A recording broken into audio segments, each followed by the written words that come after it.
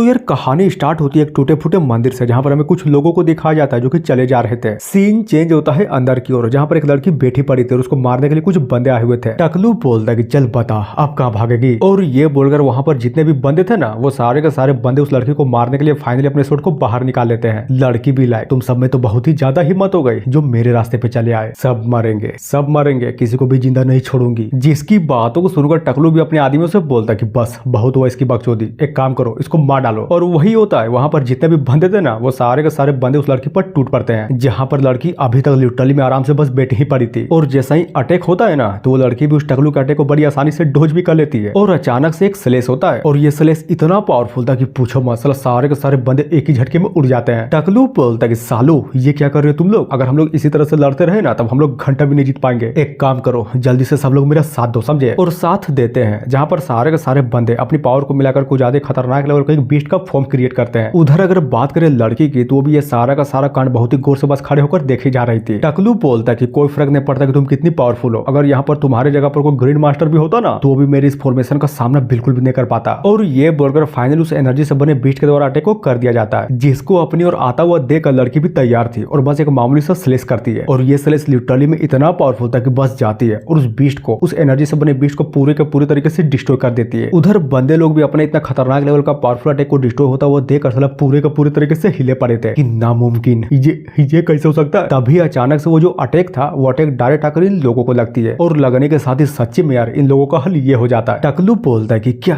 कैसे कैसे मैं इस तरह से हार नहीं सकता। और हाँ, इतना बोलने के साथ ही फाइनली ये भी यहीं पर खत्म हो जाता है। दूसरी तरफ अगर बात करें लड़की की, तो भी ये सारा का सारा कांड, इनफैक्ट ये बोले कि वहां पर खड़े सारे बंदों को मारने के बाद साला फुल एटीट्यूड में खड़ी हो जाती है। तभी कहानी में ट्विस्ट, ये जो कांड हो रहा था ना, ये कांड असल में नहीं बल्कि ये बोले साला गेम के अंदर हो रहा था। और ये रहा अपना एमसी, जो कि उस लड़की को देखकर साला पूरे का पूरे तरीके से लट्टू हुआ पड़ा था। और तभी अपने बारे में बताता है कि मेरा नाम जुयान है और मैं कुछ ज्यादा खतरनाक लेवल का एक हार्डकोर गेमर हूँ, समझे। और तुम लोग सोच ही रहे होगे ना कि मैं क्या कर रहा हूँ, तो चलो बता ही देता हूँ। मैं इस गेम के अंदर के सारे अचीवमेंट को पूरा कर रहा हूँ। तभी बोलता है कि मानना पड़ेगा सर, इस गेम के अंदर वाली लड़की है तो कुछ ज्यादा ही गुड पर्सन, लेकिन समझ में ये नहीं आ रहा कि आखिर ये लड़की एंडिंग में मर क्यों जाती है। गलत बात है, गलत बात है, गलत बात है यार, बहुत ही ज्यादा गलत बात है। कुछ तो करना पड़ेगा, चाहे कुछ भी हो जाए, चीटिंग ही सही, लेकिन इस लड़की को मैं बचा कर रहूंगा। और अपना एमसी इतने गुस्से में था कि ढम से करके टेबल में दे मारता है, जहां पर पानी से भरे एक गिलास था, और उस गिलास का पानी अपने एमसी के ढम से मारने के कारण साला कीबोर्ड पर जाकर गिर पड़ता है। और इसी चीज को अपना एमसी तो साला घंटा भी नोटिस नहीं किया था। तभी झटका लगता है, बहुत ही बड़ा झटका लगता है, और अपना जो एमसी था ना, उस इंसिडेंट के कारण अचानक से वहां से गायब हो जाता है, या फिर ये बोलो कि कंप्यूटर के अंदर। अब बात है थोड़ी देर बाद उसी मंदिर की ओर, जहां पर टूटा फूटा सा बहुत ही बुरा माहौल हुआ पड़ा था, और हमें लिटरली में एक लड़के को दिखाया जाता है, जहां पर ये भी अपने सर को धरते हुए बोलता है कि बाप रे,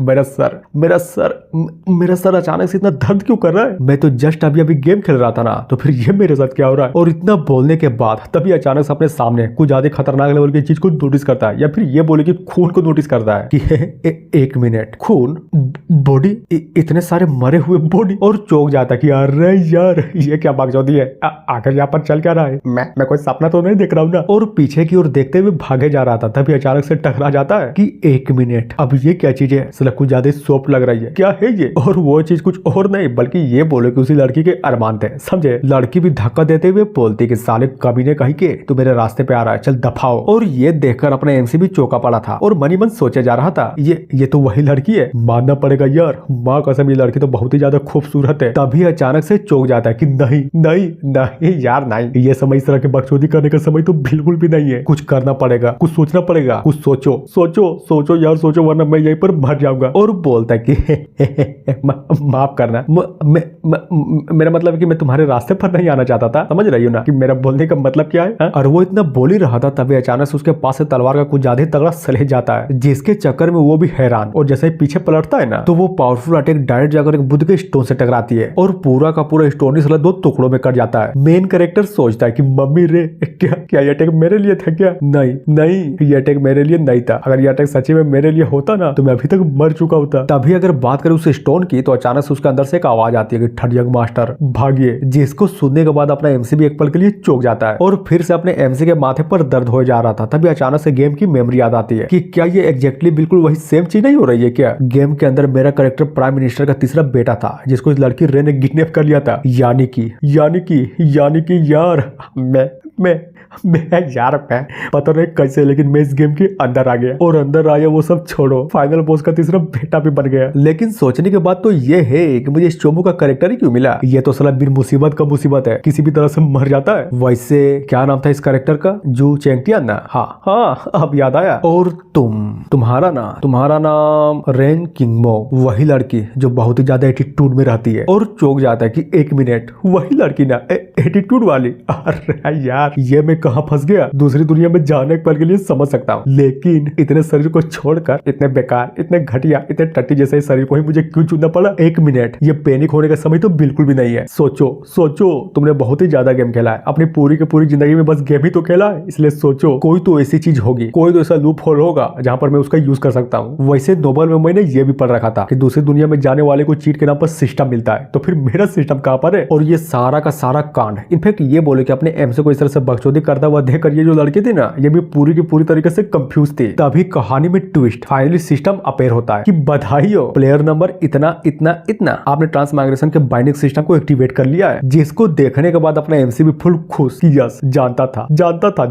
यार, जानता था कि तो साला एक न एक दिन प्रकट जरूर होगा, लेकिन इतना जल्दी प्रकट होगा ये तो मुझे भी नहीं पता था। उधर अगर बात करें सिस्टम की, तो वो भी फटाक से अपने ट्रांसमाइग्रेशन की प्रायोरिटी को कैलकुलेट किया जा रहा था और बताता है कि माफ करना, हाल ही में बहुत सारे ट्रांसमाइग्रेटर की उच्च मात्रा के कारण प्लेयर नंबर 1,14,514 को सिस्टम प्राप्त करने के लिए नहीं चुना गया है। तो आपके सपोर्ट के लिए धन्यवाद। आशा करता हूँ कि आप अपना जीवन अच्छे से बिताएंगे, समझे? एमसी भी लाइक कि क्या कहा बे साले तूने? फिर से बोल, तुम्हारी हिम्मत कैसे हुई सब कुछ बोलने की? फिर से बोल। और पहले ये बता कि तोहर माई के तू तो अभी आया था ना, तो फिर इतनी जल्दी मुझे छोड़कर जाने की भी कोशिश कर रहा है? हाँ? सिस्टम बोलता है कि चिंता मत करो, तुम्हारी मर्दानगी को देखकर हम तुम्हें एक गिफ्ट देने वाले हैं, और वो गिफ्ट ये है कि तुम हर अचीवमेंट के अनलॉक प्रीव्यू को देख सकते हो। इनफैक्ट ये बोले कि उसका यूज भी कर सकते हो। जिसकी बातों को सुनकर एमसी बोलता है कि क्या अचीवमेंट प्रीव्यू? अब ये क्या बकचोदी है? वो बताता है कि हाँ बकचोदी ही है, लेकिन आप किसी भी उपलब्धि की कहानी को किसी भी समय दोबारा देख सकते हैं जिसे आपने पहले ही कंप्लीट कर लिया हो। और ये सुनकर अपने एमसी भी भड़क जाता है कि तेरी माँ का गद्दारी कर बे साला, गद्दारी कर बे तू। सिस्टम होने का क्या ही फायदा जब मैं किसी का यूज ही नहीं कर सकता। जहाँ पर सिस्टम भी अपने एमसी की बातों को सुनकर वहां से जाते हुए बोलता है कि थैंक यू और हाँ आपकी जर्नी के लिए मुबारक हो, अब मैं चला यहाँ से। और ये बोलकर वो सिस्टम भी फाइनली वहां से गायब हो जाता है। जिसको इस तरह से गायब होता वो देखकर अपना जो एमसी था ना, वो भी उस सिस्टम को रोकने का ट्राई करता है, लेकिन क्या ही फायदा, अपना सिस्टम तो चला जा चुका था। लड़की बोलती है कि मेरी बातों को ध्यान से सुनो, और एमसी सुनता भी है, लेकिन साला थोड़ा सा कंफ्यूज भी था। वो भी मेरे पीछे आओ, समझे? और हाँ फॉलो करते रहना। सीन चेंज होता है थोड़ी देर बाद, जहाँ पर वो दोनों लिटरली में जंगल की ओर चले जा रहे थे। इधर एमसी भी सिस्टम में देखते हुए मन ही मन सोचता है कि नहीं यार, चलो इस लड़की को मेरा अपहरण करने देना ही मेरे लिए मौत का एक तरफा टिकट है। कुछ भी हो जाए, चाहे कुछ भी हो जाए, मुझे जल्द से जल्द इस जगह से निकलने का रास्ता ढूंढना पड़ेगा। ये लड़की एक आइस क्वीन है जिसका गोल है मुझे कैप्चर करना और मेरा यूज कर फाइनल बॉस को हराना, यानी कि मेरे पिता को हराना। शायद इन चीजों का मैं यूज कर सकता हूँ, हाँ करके तो देखना ही पड़ेगा। और हाँ सबसे इंपॉर्टेंट बात, तुम लोगों के दिमाग में तो ये जरूर चल रहा होगा ना कि जब सिस्टम ने अपने एमसी को छोड़कर चला गया तो फिर ये सिस्टम कहां से आया? तो देखो क्लियर कर देता हूँ, सिस्टम सच्ची में अपने एमसी को छोड़कर चला जा चुका है, और ये जो है ना प्रीव्यू वाला सामान है वही जो सिस्टम ने अपने एमसी को देकर गया था। देखो मोटा मोटी ऐसा समझो कि अपना एमसी ट्रेलर तो देख सकता है, लेकिन साला फिल्म कभी भी नहीं देख सकता। वो जाता है लड़की के पास और बोल देता है कि मिस रेन, मेरी बातों को ध्यान से सुनिए, आपको जो प्लान है ना, उन सारे के सारे प्लान के बारे में मुझे बहुत ही अच्छे तरीके से पता है, समझे? तुम्हारा प्लान ये है ना कि मुझे बंधक बनाकर मेरे पिताजी को मजबूर करना चाहती हो ताकि वो तुम्हारी हर बात को मान सके। तो बोलो क्या बोलती हो? मैंने सही बोला ना? हाँ? चुप क्यों हो, जल्दी बोलो, प्लान तो बहुत ही अच्छा है तुम्हारा। उधर अगर बात करें लड़की की, तो वो भी अपने एमसी की बातों को सुनकर फुल टू गुस्से में बोल दी कि कैसे, आखिर ये सब तुम्हें कैसे पता? जिसको इतना गुस्से में देकर अपना एमसी भी मनी मन सोचता कि धत तेरी की, लगता है कि मैंने ये सारी की सारी बातें बिल्कुल गलत समय पर बोल दी। एक प्लेयर होने के नाते प्राइम मिनिस्टर वाला सारा का सारा कांड मेरे लिए जाना बड़ी आम सी बात थी, लेकिन ये जो मैंने बात बोली ना, ये बात इस दुनिया के लोगों के लिए सबसे बड़ी टॉप सीक्रेट की बात थी। और सबसे इंपॉर्टेंट बात ये है कि इस टाइम जो सोर्स सेट का लीडर है वो इंपीरियल के एक होनरेबल परसेप्टर बने पड़े हैं, और ऊपर से मेरा बाप ठहरा ऑलरेडी प्राइम मिनिस्टर, जो कि सोर्स सेट के लीडर के एक दोस्त भी है, लेकिन कोई दोस्ताना वाला दोस्त नहीं, बल्कि ये बोले दुश्मनी वाला दोस्त। जरा सोचो, प्रधानमंत्री तलवार संप्रदाय को नष्ट करना चाहता है, ये कितना अजीब है ना? लगता है कि कोई बंदा इस पर विश्वास करेगा? नहीं करेगा, लेकिन ये बिल्कुल सच है। पर इस लड़की का क्या इस सच्ची में मुझ पर बिलीव करेगी कि मेरे जैसे एक थर्ड प्रिंस जिसको झाड़ने कुछ आता है, ना ही मैं कल्टीवेशन में ठीक हूँ और ना ही किसी और चीज में, टैलेंट नाम की कोई चीज भी नहीं है मुझ में, तो फिर बताओ एक ऐसा राज जिसके बारे में दुनिया को भी नहीं पता लेकिन मुझे पता है, अब ये चीज इस लड़के को कैसे समझाऊं? फिर क्या, उस लड़के को इतना गुस्से में देखता वो देखकर अपना एमसी बोलता कि यार देखो,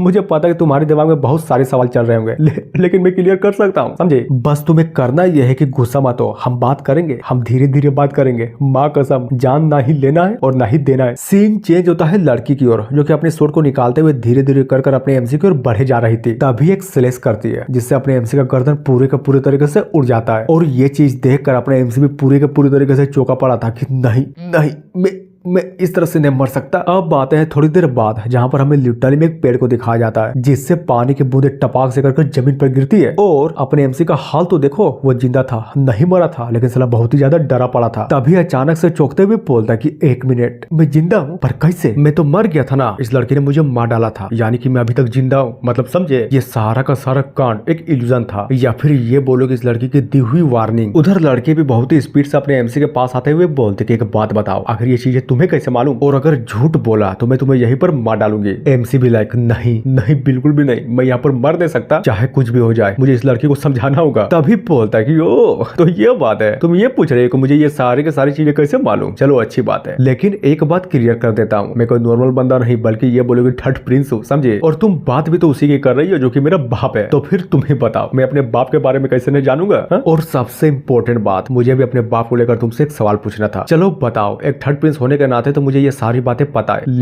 लेकिन सोर्स सेक्ट वालों को ये बात कैसे पता, इतनी टॉप सीक्रेट बात आखिर तुम्हें कैसे पता? और इतना बोलने के साथ ही अचानक से हमें बादलों को सीन दिखाया जाता है जो कि लिटरली में घर से जा रहे थे। लड़की बोलती है कि क्या मतलब, आखिर तुम्हारे बोलने का मतलब क्या है? जिसकी बातों को सुनकर अपना एमसी भी मन ही मन सोचे जा रहा था कि गजब, लगता है कि मेरा प्लान काम कर गया, मुझे इस लड़की को और भी प्रेशराइज करना चाहिए। तभी बोलता है कि क्या मतलब, बल्कि ये पूछोगे क्या नहीं मतलब, तुम तो ये बात जानते ही होगी ना कि पब्लिक मैटर में जो ग्रेट यानी एम्पायर है, ये लगभग 1300 वर्षों से अधिक समय से खड़ा है, और यहाँ तक इस सोर्स सेट का स्थापना भी बिल्कुल इसी के साथ किया गया था। और सबसे इंपॉर्टेंट बात क्या है पता है, जितने भी सेट थे, जितने भी सेट के सारे मास्टर थे, वो एक ने एक बार इस ग्रेट यान डायनेस्टी के टीचर रह चुके हैं। और अभी का जो क्राउन प्रिंस है, वो प्रेजेंट वाले सेक्ट मास्टर का ऑलरेडी डिसेपल भी है, यानी कि ये पूरी की पूरी डायनेस्टी और ये सोर्स सेट दिखते तो अलग अलग है, लेकिन अगर सच बोलूं ना तो एक ही सिक्के के दो पहलू है। तो फिर तुम बताओ, तुम्हें क्यों लगता है कि मुझे किडनैप करने के बाद मेरे पिता तुम्हारी बात मानेंगे? और ऊपर से मैं तो ठहरे एक नल्ला थर्ड प्रिंस, समझे, जिसकी बातों को सुनकर उधर लड़के भी मन ही मन सोचे जा रहे थे कि क्या ये लड़का बोल तो बिल्कुल सही रहा है, लेकिन सोचने की बात तो ये है कि ये लड़का जब से जागा है ना, कुछ ज्यादा अलग पर्सन लग रहा है। मेन कैरेक्टर बोलता है कि यार पहले तो तुम इस तलवार को हटाओ, वरना मैं घंटा भी कुछ नहीं बोलने वाला। जहां पर बात करें लड़की की, तो वो अभी तक लिटरली में अपने एमसी के प्रेजेंस को देखकर पूरी के पूरी तरीके से कंफ्यूज थी कि हाँ ये लड़का बदला तो जरूर लग रहा है, लेकिन मैं भी देखना चाहूंगी कि आखिर ये बंदा मुझसे छुपाना क्या चाहता है। और हाँ बिल्कुल, इतना सोचने के बाद वो जो लड़की थी ना, वो अपने स्वॉर्ड को फुल स्टाइल मारते हुए अपने मैन के अंदर डाल लेती है। जिसको इस तरह से स्टाइल मारता है वो देखकर अपने एमसी भी फुल खुश कि ओ माय गॉड,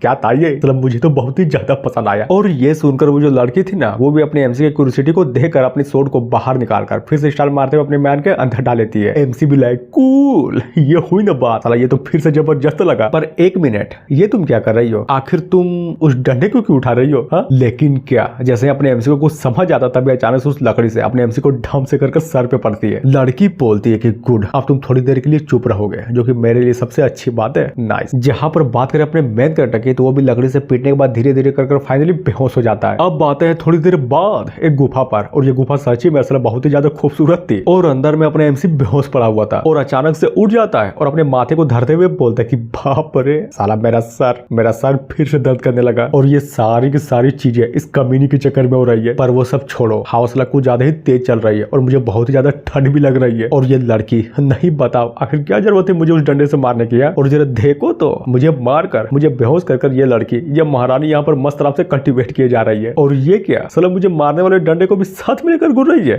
गजब, मानना पड़ेगा ये पागल ही है, पागल तो है, बिल्कुल पागल है ये। सीन चेंज होता है थोड़ी देर बाद, जहाँ पर बात करें अपने एमसी की, तो भी मस्त आराम से अपने सिस्टम को खोलकर कुछ उसके अंदर में देखे जा रहा था। तभी सोचता है कि 1 मिनट, अचानक से मुझे ऐसे को लग रहा है कि कहानी की माचूदी पड़ी है। अगर सच्ची में स्टोरी के हिसाब से चलूं ना, तो थर्ड प्रिंस यानी कि मैं किडनैप होने के बाद मैं लिटरली में बहुत बार मरने से बचता हूँ, और ये सारा का सारा चक्कर इस लड़की के चक्कर में होएगा। हर समय मुझे मारेगी, जब देखो तब मुझे टॉर्चर करेगी, इनफैक्ट ये बोले कि मुझे कुत्ते की तरह रखेगी। लेकिन अब मैं जबकि गेम के अंदर हूँ, तो ये काम तो मैं घंटा भी नहीं होने दूंगा। और बोलता कि अरे सुन, मेरी बातों को ध्यान से सुन, तुम्हें शायद नहीं पता, लेकिन बता देता हूँ, स्टोरी जैसे चल रही ना उसको चलने दे, बिगाड़ मत, समझी। जहाँ पर वो भी अपने एमसी की बातों को सुनकर फुल कंफ्यूज थी कि स्टोरी, और मैं क्या बिगाड़ूंगी। वो बोलता है कि यार पागल लड़की, वो सब छोड़ और पहले ये बता कि मैं अभी क्या करूँ। साला मेरे कपड़े भीगे पड़े और मुझे कुछ ज्यादा ठंड लग रही है। आग, मुझे आग चाहिए, आग दे आग, चल जल्दी कर, आग ला। क्या कहा? आग? लेकिन वो तो मेरे पास नहीं है। हाँ तो फिर अपना क्यूआई का इस्तेमाल करना। क्या हुआ, नहीं समझी? क्यूआई क्यूआई क्यूआई, अरे यार स्पिरिचुअल एनर्जी। देख बहुत सारे कल्टिवेटर होते हैं ना जो अपनी क्यूआई का इस्तेमाल कर अपनी स्पिरिचुअल एनर्जी का इस्तेमाल कर फायर को जलाता है। हाँ मैं वही चाहता हूँ, मैं वही चाहता हूँ कि तुम भी अपनी क्यूआई को इस्तेमाल कर फायर को यहाँ पर जला ताकि मैं ठंड से बच सकूं। और ये बोलकर अपना मेन कैरेक्टर भी उस लड़के को देखते हुए मन ही मन सोचता है। हालांकि जितना मैं इस गेम के बारे में जानता हूँ ना तो इसमें तो बिल्कुल भी नहीं दिखाया गया कि कोई भी बंदा अपनी क्यूआई की हेल्प से लिटरली में एक फायर को क्रिएट करता है। लेकिन ये लड़की ठहरी उच्च लेवल की कल्टिवेटर है जिसके लिए काम बड़ी ही आसान है। तभी हमें लड़के को दिखाया जाता है जो कि लिटरली में कुछ तो ट्राई करते हुए बोलते कि इधर देखो,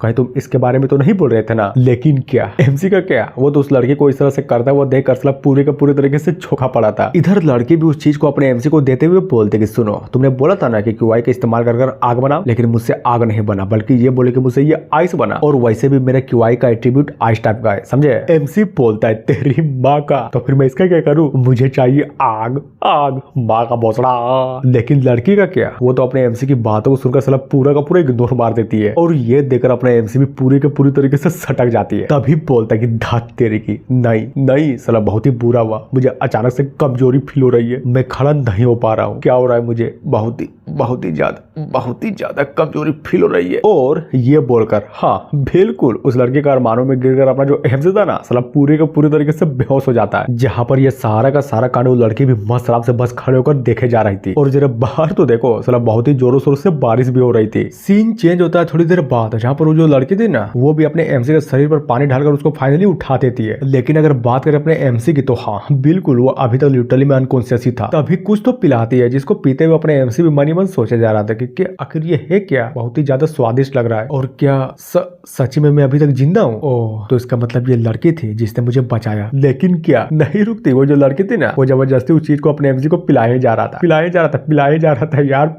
था जिससे ये होता है कि पीते हुए अपने एमसी भी साला पूरे के पूरे तरीके से अकबका जाता है और खांसे भी जा रहा था कि यार क्या था ये, आखिर तुमने मेरे मुंह में डाला क्या। और जैसा ही गौर से देखता है ना तो साला सामने का नजारा देखकर पूरे के पूरे तरीके से हिल जाता है क्योंकि सामने कुछ और नहीं बल्कि ये बोले कि एक बहुत ही बड़ा सांप था। जहाँ पर हमें उस लड़की को दिखाया जाता जो कि सांप की ओर बढ़े जा रहे थे। और अगर बात करें सांप की तो वो भी उस लड़की को अपनी ओर आता हुआ देख कर पूरे के पूरे तरीके से डरा पड़ा था और उस सांप के गोल्डन होंठ से कुछ तो निकले जा रहा था जिसको वो लड़की भी फाइनली कलेक्ट कर रही थी। तभी बात करें अपने एमजे की तो हाँ वो भी उस सांप को बहुत ही गौर से देखता है और क्या पता चलता है ये एक बर्फ उस सांप के शरीर के आर पार हो चुके थे और ये बर्फ का अटैक किसी और का नहीं बल्कि ये बोले किसी लड़की का था। सीन चेंज होता है लड़की की ओर जो कि गोल्डन होंठ से मटेरियल कलेक्ट करने के बाद आती है और अपने एमजी को बोलती है कि ये लो इसको पियो। जिसकी बातों को सुनकर वो भी उस चीज को लेते हुए मनी मन सोचता है कि यो इसका मतलब ये है वो चीज जिसने मेरी जान बचाई। गजब। लेकिन मानना पड़ेगा ये लड़की तो सच्ची में बहुत ही ज्यादा दयालु निकली, मुझे बचाने के चक्कर में साला एक सांप का शिकार भी कर डाला। और वो सोच ही रहा था तभी अचानक से वहां पर लकड़ियों का ढेर लग जाता है जिसको इस तरह से लकड़ी को लाता हुआ देखकर अपना एमसी भी चौंकते हुए मनी मन सोचता है कि एक मिनट ये लकड़ी तो ले आई लेकिन दिक्कत की बात तो ये है कि आखिर जलाएगी कैसे, इसके पास तो आज टाइप का क्यूआई है ना, तो फिर बताओ आग कहां से लागी है। फिर क्या कहानी में ट्विस्ट हमें उस लड़की को दिखाया जाता है जो कि सांप को धमकाए जा रहे थे, वो भी कैसे उसके जीप को धर कर कि साले चल जल्दी कर और आग जला, समझा वरना मार डालूंगी। और ये सारा का सारा कांड देकर अपना एमसी भी पूरे के पूरे तरीके से चौंक जाता है और हाँ फाइनली आग जल जाती है। मेन कैरेक्टर सोचता है कि एक मिनट ये सांप तो फ्लेम स्पीड पाइथन है ना, माँ कसम साला गेम में तो कुछ ज्यादा ही अलग दिख रहा था लेकिन जब सामने से देख रहा हूँ तब जाकर पता चलता है कि सांप कितना पावरफुल है कितना डरावना है। पर अगर गलत नहीं हो तो जहां तक मैं जानता हूँ कि सांप को एक रेयर इलाइट फायर टाइप का मटेरियल बीस्ट माना जाता है जिसके बढ़ोतरी के साथ साथ साला इसका समझदारी भी बढ़ता जाता है। और सबसे इंपॉर्टेंट बात यह है कि अगर कोई इंसान इसको हराकर अपना पालतू बना पाया तब तो समझो मजा ही मजा है क्योंकि ये कोई नॉर्मल सांप नहीं है, साला फ्यूचर में बाद में बदल कर यह सांप फ्लेम स्पीड फ्रूट ड्रैगन के रूप में तब्दील हो जाएगा। और यहाँ तक कि अगर बात करें इसकी एसेंस की तो हर चीज में यूज होता है, पिल्स बोलो या फिर कोई ऑक्सिलरी इंग्रेडिएंट्स, समझे। यहाँ तक कि वो सारे के सारे पिल्स को लेने के बाद आदमी भी एक बहुत ही अच्छे तरीके से अपना कल्टीवेशन भी कर सकता है। हर चीज की पॉसिबिलिटी बढ़ जाएगी लिटरली में, हर चीज की। कल्टीवेशन तो छोड़ो बल्कि ये बोले बड़ी बड़ी आसानी से ब्रेक थ्रू भी हो जाएगा। प्लस जब मैं गेम खेल रहा था ना तो इसी चीज को गेम के अंदर भी देखा था। इस चीज को हेहुआन पाउडर के नाम से भी जाना जाता है, जो कि एक डिमोनिक पाथ का स्टोरी लाइन भी था। और वो इतना सोच ही रहा था तभी अचानक से अपने पीछे कुछ तो नोटिस करता है, और जैसे ही देखता है ना तो सामने का नजारा देखकर ये भी पूरे के पूरे तरीके से हिल जाता है, क्योंकि वो जो लड़की थी वो भी अपने कपड़े को उतारे जा रही थी। ये बोलता है कि यार पागल पागल हुआ यू क्या, आखिर तुम करने क्या चाहती हो, देख देख माँ कसम मैं उस तरह का लड़का नहीं हूँ समझी। और सोचता है कि नहीं यार आखिर ये क्या हो रहा है यहाँ पर। लगता है कि उस मटेरियल को इसने भी पिया है, जो कि इसका इफेक्ट है। हाँ हो सकता है, तभी तो इसका दिमाग पगला गया और ये अपने कपड़े उतार रही है। लेकिन नहीं, ऐसा बिल्कुल भी नहीं था। अपना जो एमसी सोच रहा था ना वो चीज तो घंटा भी नहीं था। वो लड़की अपने कपड़े को उतार कर अपने एमसी को क्रॉस करता है, वो डायरेक्ट उस सांप के पास चली जाती है और बोलती है कि साले चल जल्दी कर और फटाक से मेरे कपड़े को सुखा, समझा। जिसको देखने के बाद अपना एमसी का रिएक्शन ये था कि ओ माय गॉड बच गया यार बच गया, मैं तो कुछ और ही सोच रहा था। तभी हमें उस सांप को दिखाया जाता है जो कि ना चाहते हुए उस लड़की के बातों को मानकर रोते हुए उस लड़की के कपड़े को सुखाए जा रहा था। एमसी सोचता है कि ओ तो इसका मतलब ये बात है, ये लड़की उस सांप के पास अपने कपड़े को सुखाने गई थी। नाइस, गुड यार गुड, नाइस आइडिया। अब बात है थोड़ी देर बाद जहाँ पर वो लड़की भी अपने कपड़े को सुखाने के बाद फाइनली मेडिटेट या फिर ये बोलो कि कल्टीवेट करने के लिए बैठ जाती है। और रही बात अपने मेन कैरेक्टर की तो वो भी अपने कपड़े को छूते हुए बोलता है कि एक मिनट, मेरा कपड़ा भी तो भीगा पड़ा है और इसको सुखाना जरूरी है वरना मेरी तबीयत खराब हो जाएगी। वैसे भी मैं कल्टीवेटर थोड़ी ना हूँ। तभी दिखाया जाता है कि अपना मेन कैरेक्टर लिटरली में इतना हरामी था कि अपने पास वाले आग को छोड़कर लिटरली में अपने कपड़े को उठाकर यहाँ तक कि अपना मुंह को उठाकर डायरेक्ट उस सांप के पास पहुंच जाता है। जिसको अपने पास आता वो देखकर वो सांप भी अपने एमसी को पूरा का पूरा इग्नोर मार देता है। जहां पर अपना एमसी भी उस सांप को डराने के लिए लड़की को इशारा करते हुए बोलता है कि ओ माय गॉड देखो पीछे देख रहे हो ना, अगर तुमने मेरी बात नहीं मानी तो माँ कसम मैं जाकर उस लड़की को भड़का दूंगा, उसके बाद वो लड़की तुम्हारी कह के ले लेगी। और ये सुनकर हाँ बिल्कुल वो सांप डर जाता है और ना चाहते हुए भी फाइनली अपने एमसी की बातें माननी पड़ती है। जिसको इस तरह से आग उगलता हुआ देखकर अपना एमसी भी खुश होते हुए मन ही मन सोचता है कि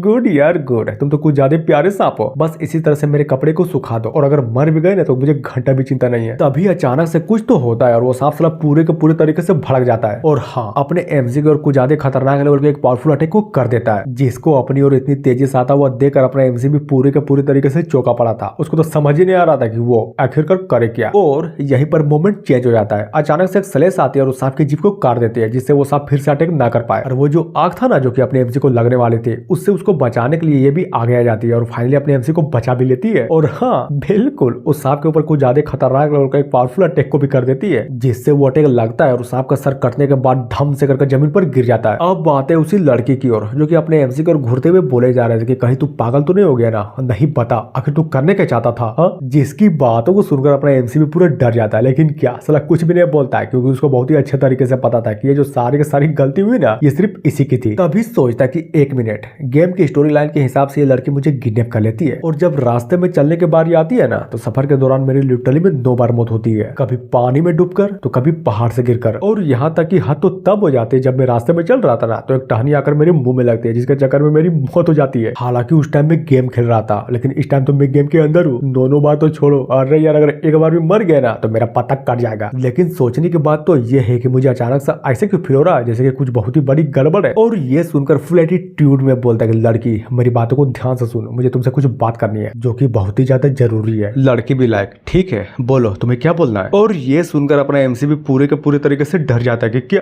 सच्ची में ये राजी हो गई, मतलब सच्ची में ये राजी हो गई, कहीं ऐसा तो नहीं ना कि ये सारा चीज नाटक है। हाँ ये फिर से मुझे डंडे से मारकर मुझे बेहोश करना चाहती है। जहां पर ये सब कुछ सोचने के बाद अपना एमसी भी फुल एटीट्यूड में बोलता है कि ठीक है सुनो, मैं सिंपल बोलूंगा और ये बोलूंगा कि हम दोनों की ही लाइफ बहुत ही ज्यादा कीमती है, समझे। और सबसे इंपॉर्टेंट बात ये है कि मेरा बाप और बहुत सारे ऐसे लोग जो मुझे जान से मारना चाहते हैं, यानी कि एट द एंड मेरा कहने का मतलब ये है कि तुम मेरी प्रोटेक्शन करो, बदले में मैं तुम्हारी प्रोटेक्शन करूंगा। तो बोलो क्या बोलती हो, हाँ मंजूर है। और तुमने इस सांप को तो नोटिस कर ही लिया होगा, ये सांप तुम पर अटैक नहीं किया, लेकिन जैसे ही मैं इसके पास गया मुझ पर तुरंत अटैक कर दिया। ये कुछ ज्यादा स्ट्रेंज नहीं लगता तुम्हें? इसीलिए बोलता हूँ मेरा जिंदा रहना तुम्हारे लिए उतना ही इंपॉर्टेंट है जितना तुम्हारा खुद का जिंदा रहना। जरा सोचो, गौर से सोचो, अगर मैं यहाँ पर मर गया ना तो फिर तुम्हारा क्या होगा और तुम्हारे प्लान का क्या होगा? तुम किसको लेकर मेरे पिताजी को धमकाओगे? मेरे मरे हुए शरीर को लेकर? नहीं, कोई भी काम नहीं करने वाला। तभी लड़की भी अपने एमसी से बोलते कि हाँ तुम्हारी बातों को तो मैं बहुत ही अच्छे तरीके से समझ गई, लेकिन तुम क्या बता सकते हो कि आखिर तुम मेरी प्रोटेक्शन कैसे करोगे? हा? और वैसे तो तुम कोई कल्टीवेटर भी नहीं हो और ना ही तुम्हारे पास कोई क्यूआई है, तो आखिर प्रोटेक्शन करोगे कैसे? जिसकी बातों को सुनकर अपना एमसी भी पूरे के पूरे तरीके से हिल जाता है और उस लड़की को देखते हुए मन ही मन सोचा जा रहा था कि हाँ बात तो तो इसने भी बिल्कुल सही बोली है। बिना कल्टीवेशन और बिना क्यूआई के एक इंसान कचरे के अलावा कुछ भी नहीं होता। और समझाते हुए बोलता कि बस इतनी सी बात। अरे यार, लगता है कि तुम मेरी बातों को घंटा भी नहीं समझे। देखो, मेरा साफ साफ कहने का मतलब ये था कि मैं तुम्हें कोऑपरेट करूंगा, और वैसे भी तो तुम पावरफुल हो ही ना, तो फिर बताओ मुझे तुम्हारी प्रोटेक्शन करने की क्या जरूरत। मैं अलग काम कर दूंगा, जैसे कि मैप देखना, इस पूरे के पूरे जंगल से मैप देखकर तुम्हें निकालना, समझी।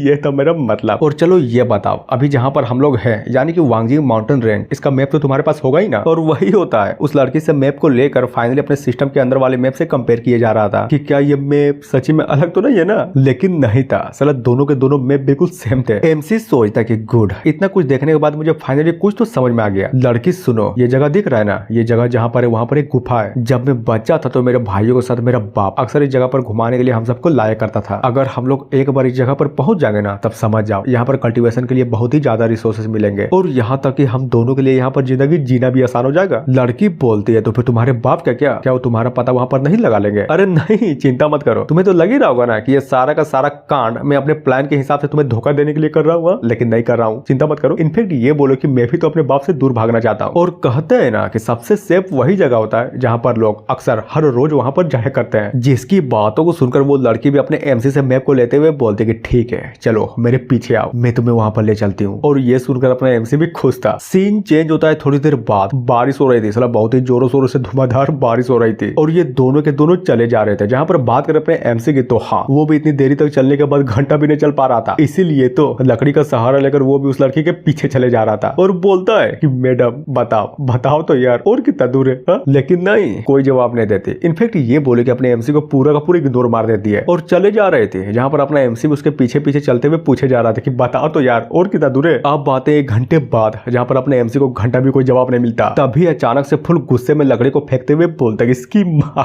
का ये क्या बकचोदी है। लिटरली मैं 1 घंटे से चला जा रहा हूँ जब इस लड़की से पूछता हूँ कि बताओ कहाँ पर है हम लोग, लेकिन नहीं, ये तो साला अलग ही घमंड में। तो हर माँ के अगर तुझे रास्ता नहीं पता तो फिर ऐसा क्यों प्रिटेंड करती है जैसे कि तुझे सब कुछ पता है। चुपचाप से बोल क्यों नहीं देती कि तुझे रास्ता देखना नहीं आता। मैं मदद करता ना यार, सुबह से चलाई जा रही है। और सच्ची में अपने एमसी ने जो कुछ भी बोला ना, वो बिल्कुल सही था। साला इस लड़की को रास्ता देखना बिल्कुल भी नहीं आता था, इसीलिए तो बिल्कुल शांत थी। एमसी सोचता कि यार मादर चोद, क्या बेवकूफ लड़की है यार। नहीं, गलती मेरी है एक ऐसी लड़की पर भरोसा करना जिसको लिटरली में सर फोड़ने के अलावा कुछ भी नहीं आता, और अगर कुछ बोल दोगे तो गुस्सा लगने पर जमा देगी और कर क्या सकती है। तभी बोलता कि एक काम करो, मैं तुम्हें रास्ता खोजने में मदद करता हूँ, सबसे पहले तुम मेरी हेल्प करो, मुझे ऊपर उठाओ ताकि मैं अच्छे से इस जगह का मुआयना कर सकूं, समझे। और ये सुनकर वो लड़की भी खुश हो जाती है और अपने एमसी की हेल्प करने के लिए तैयार थी कि ठीक है मैं तुम्हारी हेल्प करती हूँ। और कुछ तो करती है, जिससे होता ही है कि वहां पर एनर्जी से बने एक बहुत ही बड़ा सेंसेशन पैदा होता है, जिसको फील करता हुआ अपने एमसी के तो पूरी के पूरी तरीके से फटी पड़ी थी। यार क्या हो रहा है, क्या हो रहा है यहाँ पर, क्या हो रहा है। और वो डर ही रहा था, तभी अचानक से लड़की भी उसके कंधे पर हाथ रखते हुए बोलते कि देखो ठीक है ना, मुझे लगता है कि इतनी हाइट बिल्कुल सही है। और अब जाकर पता चलता कि एक्चुअली में हुआ क्या था। वो लड़की अपने पावर का यूज कर अपने एमसी सहित आसमान में पूरी के पूरी तरीके से उड़ गई थी, और बोलती है कि देखो, गौर से देखो, अच्छे से देखो, समझ गए ना, क्योंकि ये चीज मैं बार बार नहीं करने वाली। वो भी डरते हुए बोलता है कि हाँ 1 मिनट रुको, देखने दो। और फाइनली अपने मैप को निकाल लेता है कि हाँ एक बार अपने लोकेशन को अच्छे से जान जाओ ना, तब पता चलेगा कि आगे एक्चुअली में करना क्या है। समझ गया, वो रहा तियानमेन माउंटेन जहाँ पर हमें जाना है। लड़की बोलती है कि क्या तुम जिस गुफा के बारे में बोल रहे थे वो उस पहाड़ के ऊपर है। हाँ तुमने बिल्कुल सही बोला, उसी पहाड़ के ऊपर है। और सोचता है कि वो गुफा सबके लिए विजिबल थोड़ी ना है, साला बहुत ही ज्यादा सीक्रेट जगह है वो। अगर किसी को उस गुफा के अंदर जाना है तो बस पहाड़ से नीचे कूदना पड़ेगा, यानी कि कूदते टाइम अगर फॉर्चून वैल्यू 80 से ऊपर रहा तो ठीक है, तुम गुफा में प्रवेश कर जाओगे। पर अगर सच बोलूं ना तो मैं, जिसका फॉर्चून वैल्यू 3 है, सच्ची में अगर 100 बार से ज्यादा भी कूद गया ना तो घंटा भी इस गुफा के अंदर नहीं जा सकता। लेकिन अगर बात करें इस लड़की की, तो हाँ ये लड़की अंदर जा सकती है, लेकिन जब तक ये लड़की मेरे साथ रहेगी ना तब तो मैं इस गुफा के अंदर बड़ी आसानी से जा सकता हूँ। हाँ कम से कम इस चीज की उम्मीद तो है। और बोलता है कि चलो तुम तो देख लियो ना कि हमें कहाँ जाना है, तो फिर चलो हमें उस तियानमेन पर्वत पे जाना है, समझे। लड़की भी लाइक ठीक है चलो चलते हैं। और ये बोलकर सच्ची में वहां से गायब हो जाती है, और जैसे ही गायब होती है ना तो वही उड़ने वाला जो सामान था वो भी वहां से अचानक से गायब हो जाता है। और ये चीज इसके बारे में अपने एमसी को अभी तक पता ही नहीं चला था कि वो जिसपे वो खड़ा था, लड़की के गायब होने के साथ ही वो भी गायब हो गया था। और हाँ बहुत ही तेजी से गिरता है, लिटरली मतलब बहुत ही तेजी से गिरता हुआ चिल्लाए जा रहा था कि धोखा दे दिया, धोखा दे दिया यार, धोखा दे दिया, बचाओ बचाओ बचाओ यार, बचाओ वरना सच में मैं मर जाऊंगा। और यही सेम चीज है जहां पर बात करें अपने लड़की की, तो भी अपने एमसी को इस तरह से बहुत ही तेजी से गिरता हुआ मस्त आराम से बस खड़े होकर देखी जा रही थी। लेकिन क्या लगता है मरने देगी? नहीं देगी। वो कुछ तो कर दिया और अपने एमसी को जमीन के ऊपर गिरने से पहले ही बचा लेती है और फटाक से उसके पास जाकर उसको गोद में लेकर जमीन पर लेट कर जाती है। और बचाने का जरा तरीका तो देखो, साला बहुत ही ज्यादा कैजुअल था। जहाँ पर बात करें दोनों की थी और दोनों के दोनों भी एक दूसरे को बड़ी ही गौर से देखे जा रहे थे और जमीन पर पटक भी देती है कि चल हट साले, तुझे क्या लगता है तू है कौन? बच गई ना, तो अब चलो जल्दी करो, मेरे पीछे आओ। जिसकी बातों को सुनकर अपना एमसी बोलता कि पीछे आओ, क्या मतलब है? क्या हम चल के तो नहीं जाने वाले है ना? हाँ तो फिर तुम्हें बताओ कैसे जाएंगे? क्या तुम्हारे पास सच्ची में कोई रास्ता है क्या? अरे नहीं, मेरा कहने का मतलब ये था कि तुम तो उड़ ही सकते हो ना, तो फिर चल के जाने की क्या जरूरत? और अगर वैसे भी पैदल जाए ना तो साला पहुंचने में 10 दिन तो लग ही जाएंगे। हाँ लग तो जाएंगे, लेकिन इस वक्त हम लोग उड़ नहीं सकते, समझे? एमसी बोलता है पर क्यों क्यों यार क्यों? आखिर तुम क्यों नहीं उड़ सकती? लड़की बोलती है कि देखो अभी जो थोड़ी देर पहले तुमने देखा था ना, उसको आइस क्लाउड स्टेप कहते हैं, जो कि मेरे कल्टीवेशन का एक मेथड है। हाँ तो उसमें मैं क्या करूँ? और पहले ये बता कि तुम मुझे नाम क्यों बता रही हो? मैं कुछ नहीं जानता, मैं तो बस ये चाहता हूँ कि तुम मुझे उड़ाकर ले जाओ, समझे? और ये सुनकर वो जो लड़की थी ना, वो भी अपने एमसी को बहुत ही गौर से घूरे जा रही थी। जिसको इस तरह से अपने आप को घूरता हुआ देखकर अपने एमसी भी डरते हुए बोलता है कि क्या हुआ यार, आखिर तुम मुझे ऐसे क्यों देख रही हो? वो बताती है कि देखो बात दरअसल ये है कि मैं तुम्हें उड़ाकर तो ले जा सकती हूँ, लेकिन तुम्हारी बॉडी बहुत ही ज्यादा कमजोर है। यानी कि मेरे कहने का मतलब ये है कि हवा का एक छोटा सा प्रेशर तुम्हारी बॉडी को पूरे के पूरे तरीके से डिस्ट्रॉय कर देगा। इधर अगर बात करें अपने एमसी की, तो वो भी लड़की की बातों को सुनकर मन ही मन सोचे जा रहा था कि हाँ बात तो बिल्कुल सही बोली है इस लड़की ने, साला इसके रफ्तार के साथ उड़ने का खतरा तो है, और ऊपर से मैं ठहरा नल्ला यानी कि बिना कल्टीवेशन वाला लुंडा, तो जाहिर सी बात है कि ये बिल्कुल सच बोल रही है। तभी अचानक से अपने मेन कैरेक्टर के दिमाग में एक आइडिया आता कि 1 मिनट, हाँ अब याद आया, सुनो क्यों ना तुम मेरे लिए कंपेनियन ढूंढ देती हो ताकि उसके ऊपर बैठकर मैं अच्छे से सफर कर सकूं। तो बोलो क्या बोलती हो, है ना मस्त प्लान? हाँ लड़की भी लाइक हाँ एक नंबर प्लान। और ये सुनकर अपने एमसी भी पूरा का पूरा खुश और चली जाती है कि रुको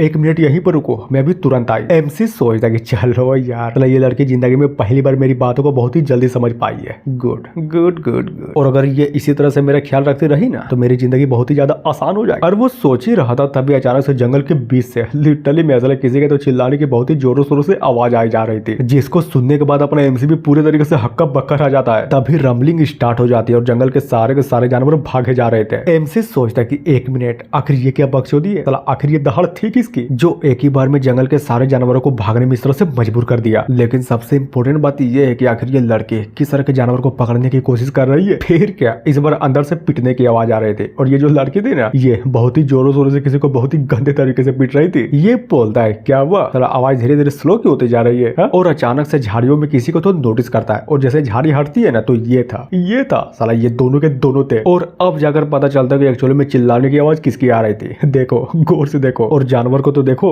बहुत ही गंदे तरीके से पीटा था इसको। लड़की बोलती है कि ये लो, ये रहा तुम्हारा जानवर, जैसा कि तुमने बोला था, अब तुम इस पर बैठकर कहीं पर भी जा सकते हो, समझे? और ये सुनकर अपने एमसी का रिएक्शन तो देखो, साला पूरे तरीके से चौंका पड़ा था। जानवर भी लाइक साले तेरी माँ का, तो इसका मतलब तू ही है वो कमीना जिसके गान मस्ती के चक्कर में मेरे पूरे के पूरे आराम की माँ चुट गई। और ये बीस्ट ये चीज मेन कैरेक्टर को नहीं बल्कि ये बोले कि अपने मेन कैरेक्टर को देखते हुए अपने मन ही मन बोले जा रहा था, समझे? एमसी बोलता है कि यार पता नहीं क्यों, लेकिन इस जानवर को देखने के बाद मुझे ऐसे क्यों फील हो रहा है कि साला ये जानवर कोऑपरेटिव नहीं है। क्या कहा? कोऑपरेटिव नहीं है, लेकिन ये जानवर तो मुझे बहुत ही ज्यादा क्यूट लग रहा है। और मानना पड़ेगा साला जानवर भी बहुत ही ज्यादा हरामी था, लिटरली में लड़के के सामने बहुत ही ज्यादा क्यूट बनने की कोशिश किया जा रहा था। तभी वो भी डंडे को निकालते हुए बोलती है कि चिंता मत करो, तुम्हें डर लग रहा है ना, इसको एक बार और सबक सिखा देती हूँ, फिर तुमसे गद्दारी करने के बारे में बिल्कुल भी नहीं सोचेगा। और ये बोलकर हाँ बिल्कुल उस जानवर को फिर से मार दिया और इस मसला बहुत ही ज्यादा जोरों शोरों से मारती है, जहाँ पर वो भी बस चिल्लाए जा रहा था और थोड़ी ना कुछ कर पाता। सीन चेंज होता है उसी मंदिर पे जहाँ पर पहले मार हुआ था, नहीं समझे? अपने लड़के ने सबको काट डाला था वही मंदिर। और यहाँ पर लिटरली में 2 लोग आए हुए थे जो कि मरे हुए लोगों को बहुत ही गौर से देखे जा रहे थे। लड़का बोलता है कि गजब, थर्ड यंग मास्टर को जिसने भी किडनैप किया है ना वो सिंपल तो बिल्कुल भी नहीं है। क्या मतलब? कहीं तुम उसके बारे में तो नहीं बोल रहे हो ना? नहीं, बात वो नहीं है, लगता है कि तुम मेरी बातों को अच्छे से नहीं समझे। मेरा कहने का मतलब ये है कि इन लोगों को मारने के लिए यहाँ पर कोई शॉर्ट तकनीक का यूज नहीं हुआ है, बल्कि ये बोले कि शॉर्ट स्लेश का यूज हुआ है, वो भी बहुत ही ज्यादा ऑर्डिनरी स्लेश का। लड़की बोलती है तुम्हारे कहने का मतलब कोई फॉर्मेशन तो नहीं ना? हाँ हो सकता है, लेकिन जरा देखो तो इन सारे के सारे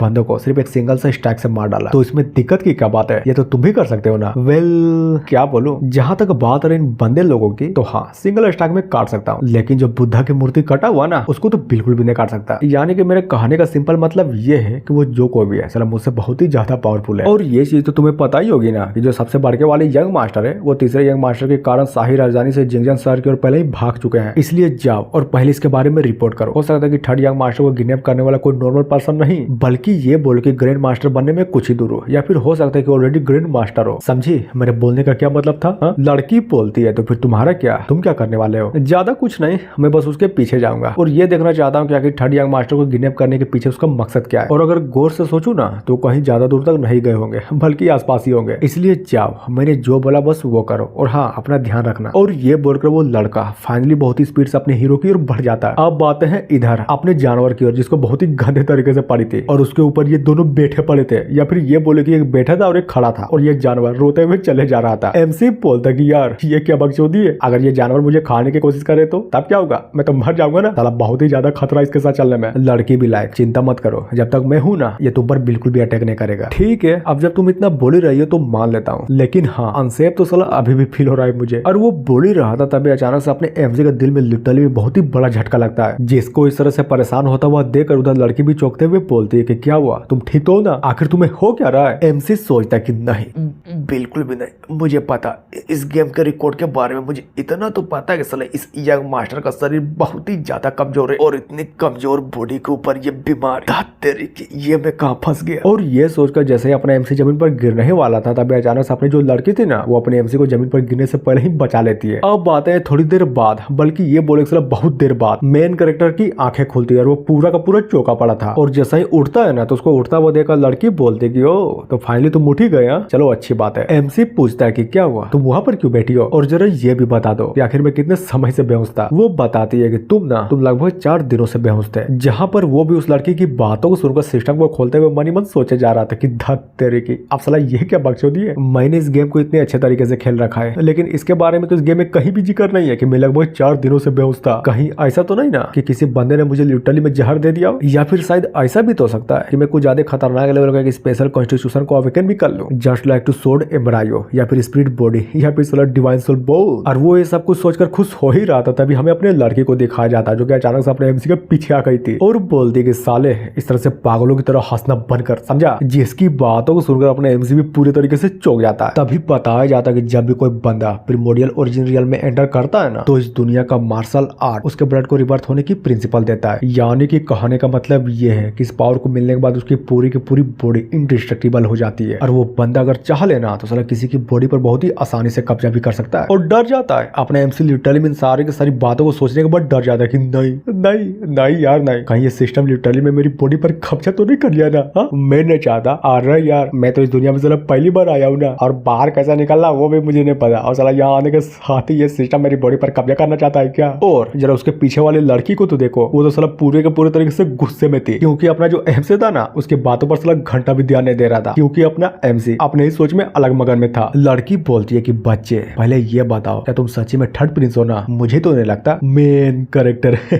क्या थर्ड प्रिंस, आखिर तुम्हारे कहने का मतलब क्या है। और पहले ये बताओ आखिर मैं थर्ड प्रिंस नहीं हूँ तो फिर कौन है। पता नहीं क्यों लेकिन इतना तो बता सकते हो कि तुम थर्ड प्रिंस तो बिल्कुल भी नहीं हो, यानी कि मेरा कहने का मतलब ये है कि तुम चैंपियन तो बिल्कुल भी नहीं हो। एमसी सोचता है कि सही बात, इसने बिल्कुल सही बात बोली, मैं चैंपियन तो नहीं हूँ, बल्कि ये बोले कि मैं तो साला इस दुनिया का ही नहीं हूँ। लेकिन समझ में ये नहीं आ रहा कि आखिर इस लड़के को कैसे समझाऊं, क्या मुझे सच्ची में सच बता देना चाहिए। नहीं मुझे तो नहीं लगता। और ये बोलकर घूर जाता है। तभी अपना जो एमजे था ना जानवर के पास जाता है और उसके पास रखे हुए बैग से एक बोतल निकालता है और साला गुड़गुड़ करके पीने लगता है। फिर क्या उसको पीने के बाद फुल जोश में बोलता है कि मैडम पहले ये बताओ इससे क्या ही फर्क पड़ता है कि मैं लिटरली में चैंपियन हूँ भी या फिर नहीं, क्या सच्ची में ये बात तुम्हारे लिए कोई मायने रखता है। मुझे तो नहीं लगता। जहाँ पर बात करें उस लड़की की तो हाँ अपने एमसी की बातों को सुनकर पूरी के पूरी तरीके से कंफ्यूज थी और बोलते है कि हाँ इस बात से मुझे तो कोई फर्क नहीं पड़ता, लेकिन समझ में ये नहीं आ रहा कि आखिर तुम्हें कल्टीवेशन क्यों नहीं समझ में आता। देखो बात दरअसल ये है कि मैं अपनी मेमोरी का बहुत सारा हिस्सा भूल चुका हूँ और जब तक वो हिस्सा मुझे याद नहीं आता तो मुझे भी नहीं पता कि मैं सच्ची में कल्टीवेशन कर भी सकता हूँ या फिर नहीं। समझिए समझ गए, लेकिन भूलने के बाद भी तुम्हें उस गुफा के बारे में पता है। गजब। हाँ बोल सकते हो, थोड़ा थोड़ा याद था इसलिए बता दिया था नेचुरली टाइप का। तो फिर ये बताओ जब तुम्हारी याद सच्ची में इतनी अच्छी नहीं है तो शॉर्ट साइड के मैटर के बारे में तुम्हें इतना कुछ कैसे पता। और ये सुनकर अपना एमसी भी चौंक जाता है कि क्या बोली तुमने। यार देखो अगर तुम्हें सच्ची में मुझ पर भरोसा करना है तो करो, अगर नहीं करना है तो मत करो, लेकिन प्लीज मेरी याददाश्त का मजाक तो मत उड़ाओ। अब मुझे शॉर्ट साइड के मैटर के बारे में थोड़ा मोड़ा कुछ पता है तो फिर उसमें मैं क्या कर सकता हूँ। उधर लड़की भी अपने एमसी की बातों को सुनकर फाइनली अपने डंडे को भी बाहर निकाल लेते कि क्या कहा तुमने, तुम क्या कर सकते हो और तुम्हें नहीं पता। अरे यार सच्ची में माँ का सब मुझे नहीं पता, सच बोल रहा हूँ मैं। और वैसे भी तुम शॉर्ट साइड के डिस्ट्रैक्शन को रोकना चाहती हो ना तो प्लीज अपना माइंड बिल्कुल भी मत बदलना, वरना मैं तुम्हारी घंटा भी हेल्प नहीं कर सकता। और ये सुनकर वो लड़की भी सच्ची में शांत हो जाती है। लेकिन क्या कहानी में ट्विस्ट, साला पूरा का पूरा जमीन अचानक से हिलने लगता है और ये देखकर वहाँ पर खड़े सारे के सारे बंद है। इनफेक्ट ये बोले कि वो जानवर भी पूरी तरीके से हिला पड़ा था, जहाँ पर एमसी भी उस जानवर को धरते हुए बोलता है कि बाप रे ये क्या हो रहा है, साला कोई भूकंप है क्या। लड़की भी लाइक नहीं, ये भूकंप नहीं है, बल्कि यहाँ पर कोई तो आ रहा है। और हाँ, कोई तो था जो कि सच्ची में यार साला बहुत ही ज्यादा बड़ा था। लड़की बोलती है कि लो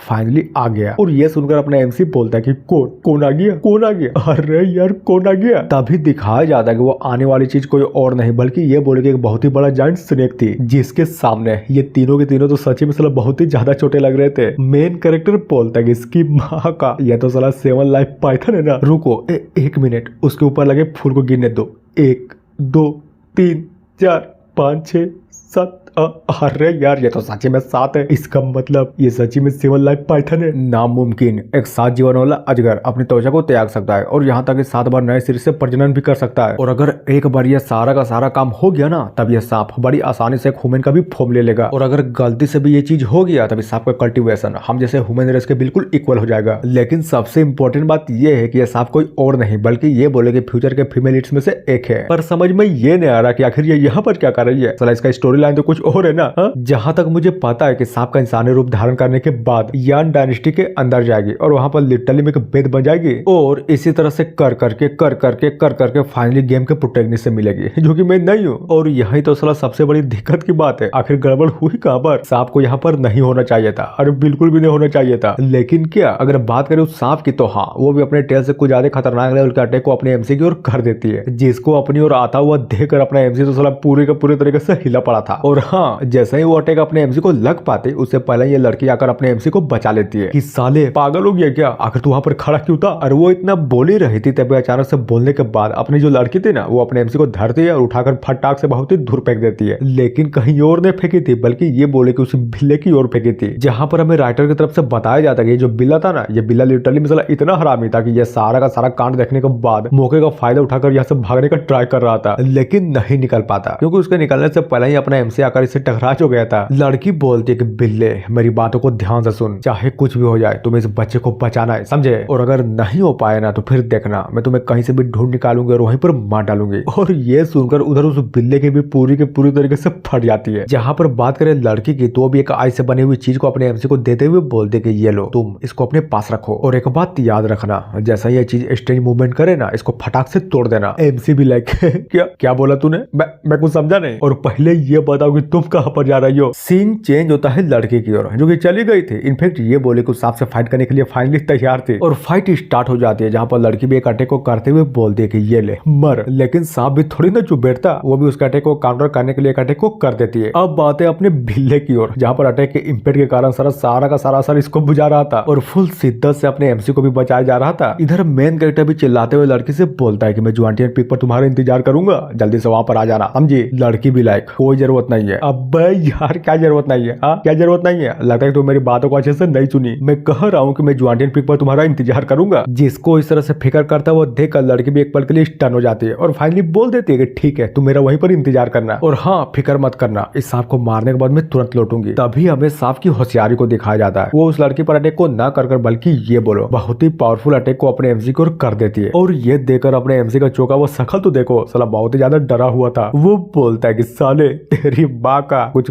कर, अगर मैं मर गया ना, तो वो लड़की तुझे घंटा भी नहीं छोड़ेगी। और सच्ची में यही होता है। अपने एमसी को उस लड़की के बारे में बात बोलता हुआ सुनकर, या फिर ये बोलो कि देखकर, इस बिल्ले की भी पूरी के पूरी तरीके से फट जाती है, और न चाहते हुए उस हमले से अपने एमसी को बचाने के लिए लिटरली में उस हमले को डायरेक्ट अपने ऊपर हेड ऑन ले लेता है। और जरा रिएक्शन तो देखो, वो हमला सच्ची में बहुत ज्यादा पावरफुल था। लगने के साथ ही ये बिल्ला रोने लगता है, यार भाई जो चाहे कुछ भी हो जाए, जिंदा रहने तो इस बच्चे को बचाना पड़ेगा। तभी हमें उस सांप को दिखाया जाता है, जो कि अपने एमसी पर हमला करने के लिए बहुत ही स्पीड से अपने एमसी के बहुत ही करीब पहुंच जाता है। मेन कैरेक्टर गया यार गया, आप दे बचने वाला, लेकिन नहीं होता। साला अटैक घंटा भी नहीं होता है, क्योंकि उसका अटैक करने से पहले अपनी जो लड़की थी ना, उससे पहले अपनी लड़की धड़ाम से एक पावरफुल अटैक उस पर कर देती है। और जरा हमले का इम्पैक्ट तो देखो, सांप ढम से कर जमीन पर टकराता है। बिल्ला भी लाइक भाग भाई, भाग वरना ये मार डालेगी। जहां पर बात करें अपने एमसी की, तो भी ये सारा का सारा कांड देखने के बाद मन ही मन सोचे जा रहा था कि नहीं, बिल्कुल भी नहीं। क्या ये लड़की सच्ची में चाहती थी कि मैं मर जाऊं। लेकिन सबसे इम्पोर्टेंट बात ये है कि आखिर ये सांप मुझे क्यों मारना चाहती थी। और इतना बोलने के साथ ही हमें उस सांप को दिखाया जाता जो कि कुछ ज्यादा खतरनाक लेवल का एक पावरफुल अटैक उस लड़के पर करने के लिए तैयार था। लेकिन लड़की भी थोड़ी ना चुप बैठती, वो भी अटैक को करने के लिए फाइनली अपने सूट को ऊपर उठा लेती है और बूम से अटैक को कर देती है, जहां पर लिटरली में यार बहुत ही बड़ा धमाका होता है। और इन सब मुसीबतों से बचने के लिए अपने बिल्ले को तो देखो, वो खुद की इनफैक्ट ये बोले कि अपने मेन कैरेक्टर की जान को बचाने के लिए सही में बहुत ही तेजी से भागे जा रहा था। एमसी सोचता है कि मिस रेन चाहे कुछ भी हो जाए बस मरना मत, क्योंकि तुमने मुझे वादा किया था ज्वाइंट क्लिफ के ऊपर पहुंचाने का, और मुझे वहां पर पहुंचाए बिना तो तुम नहीं मर सकती, बिल्कुल भी नहीं मर सकती, समझी। अब बात है थोड़ी देर बाद जहां पर ये बिल्ला और अपना मेन कैरेक्टर दोनों के दोनों एकदम सेफ जगह पर पहुंच चुके थे। और रही बात अपने मेन कैरेक्टर की, तो वो भी सामने का नजारा देखकर पूरे के पूरे तरीके से हिला पड़ा था कि क्या ये नहीं हो सकता, नहीं ये नहीं हो सकता। और अब जाकर पता चलता कि एक्चुअली में अपना एमसी चौका क्यों था, क्योंकि वो जिस पहाड़ के ऊपर जाना चाहता था ना, वो पहाड़ और उसका गुफा पूरे के पूरे तरीके से डिस्ट्रॉय हो चुका था। और ये सब अपना एमसी भी बस खड़े होकर गौर से देखने के अलावा कुछ भी नहीं कर रहा था। समझ गया, इसका मतलब ये तो साला एक सोड इंटेंट है, यानी कि किसी बंदे ने सिर्फ एक ही सिंगल सोड स्ट्राइक से इस पूरे के पूरे दरवाजे को ही नष्ट कर दिया। पर सोचने की बात तो ये है कि ऐसी शक्ति का अस्तित्व वास्तव में अगर अस्तित्व में है तो क्या ग्रेट यानी इंपीरियल कोर्ट में उतरी युद्ध का देवता जो कि मेरे पिता के खिलाफ खड़ा है, क्या वो सच्चे में इस आदमी के सामने अपने आप को हंसी का पात्र नहीं समझेगा? हा? और रही सबसे इंपॉर्टेंट बात की, तो इससे कोई फर्क नहीं पड़ता कि तुम्हारी सेना कितनी पावरफुल है। जब भी तुम्हारा सामना किसी ऐसे पावरफुल बंदे से होगा तब तुम देखने के अलावा कुछ भी नहीं कर सकते, कुछ भी नहीं कर सकते, क्योंकि जब तुम उसे हरा ही नहीं सकते तो बस खड़े होकर खुद के मौत का इंतजार ही तो कर सकते हो। और वो इतना सोच ही रहा था तभी अचानक से अपने मेन कैरेक्टर के नाक से ब्लीडिंग होने लगती है। और इसकी ब्लीडिंग को देखकर साला इस बिल्ले की भी पूरी की पूरी तरीके से फटी पड़ी थी।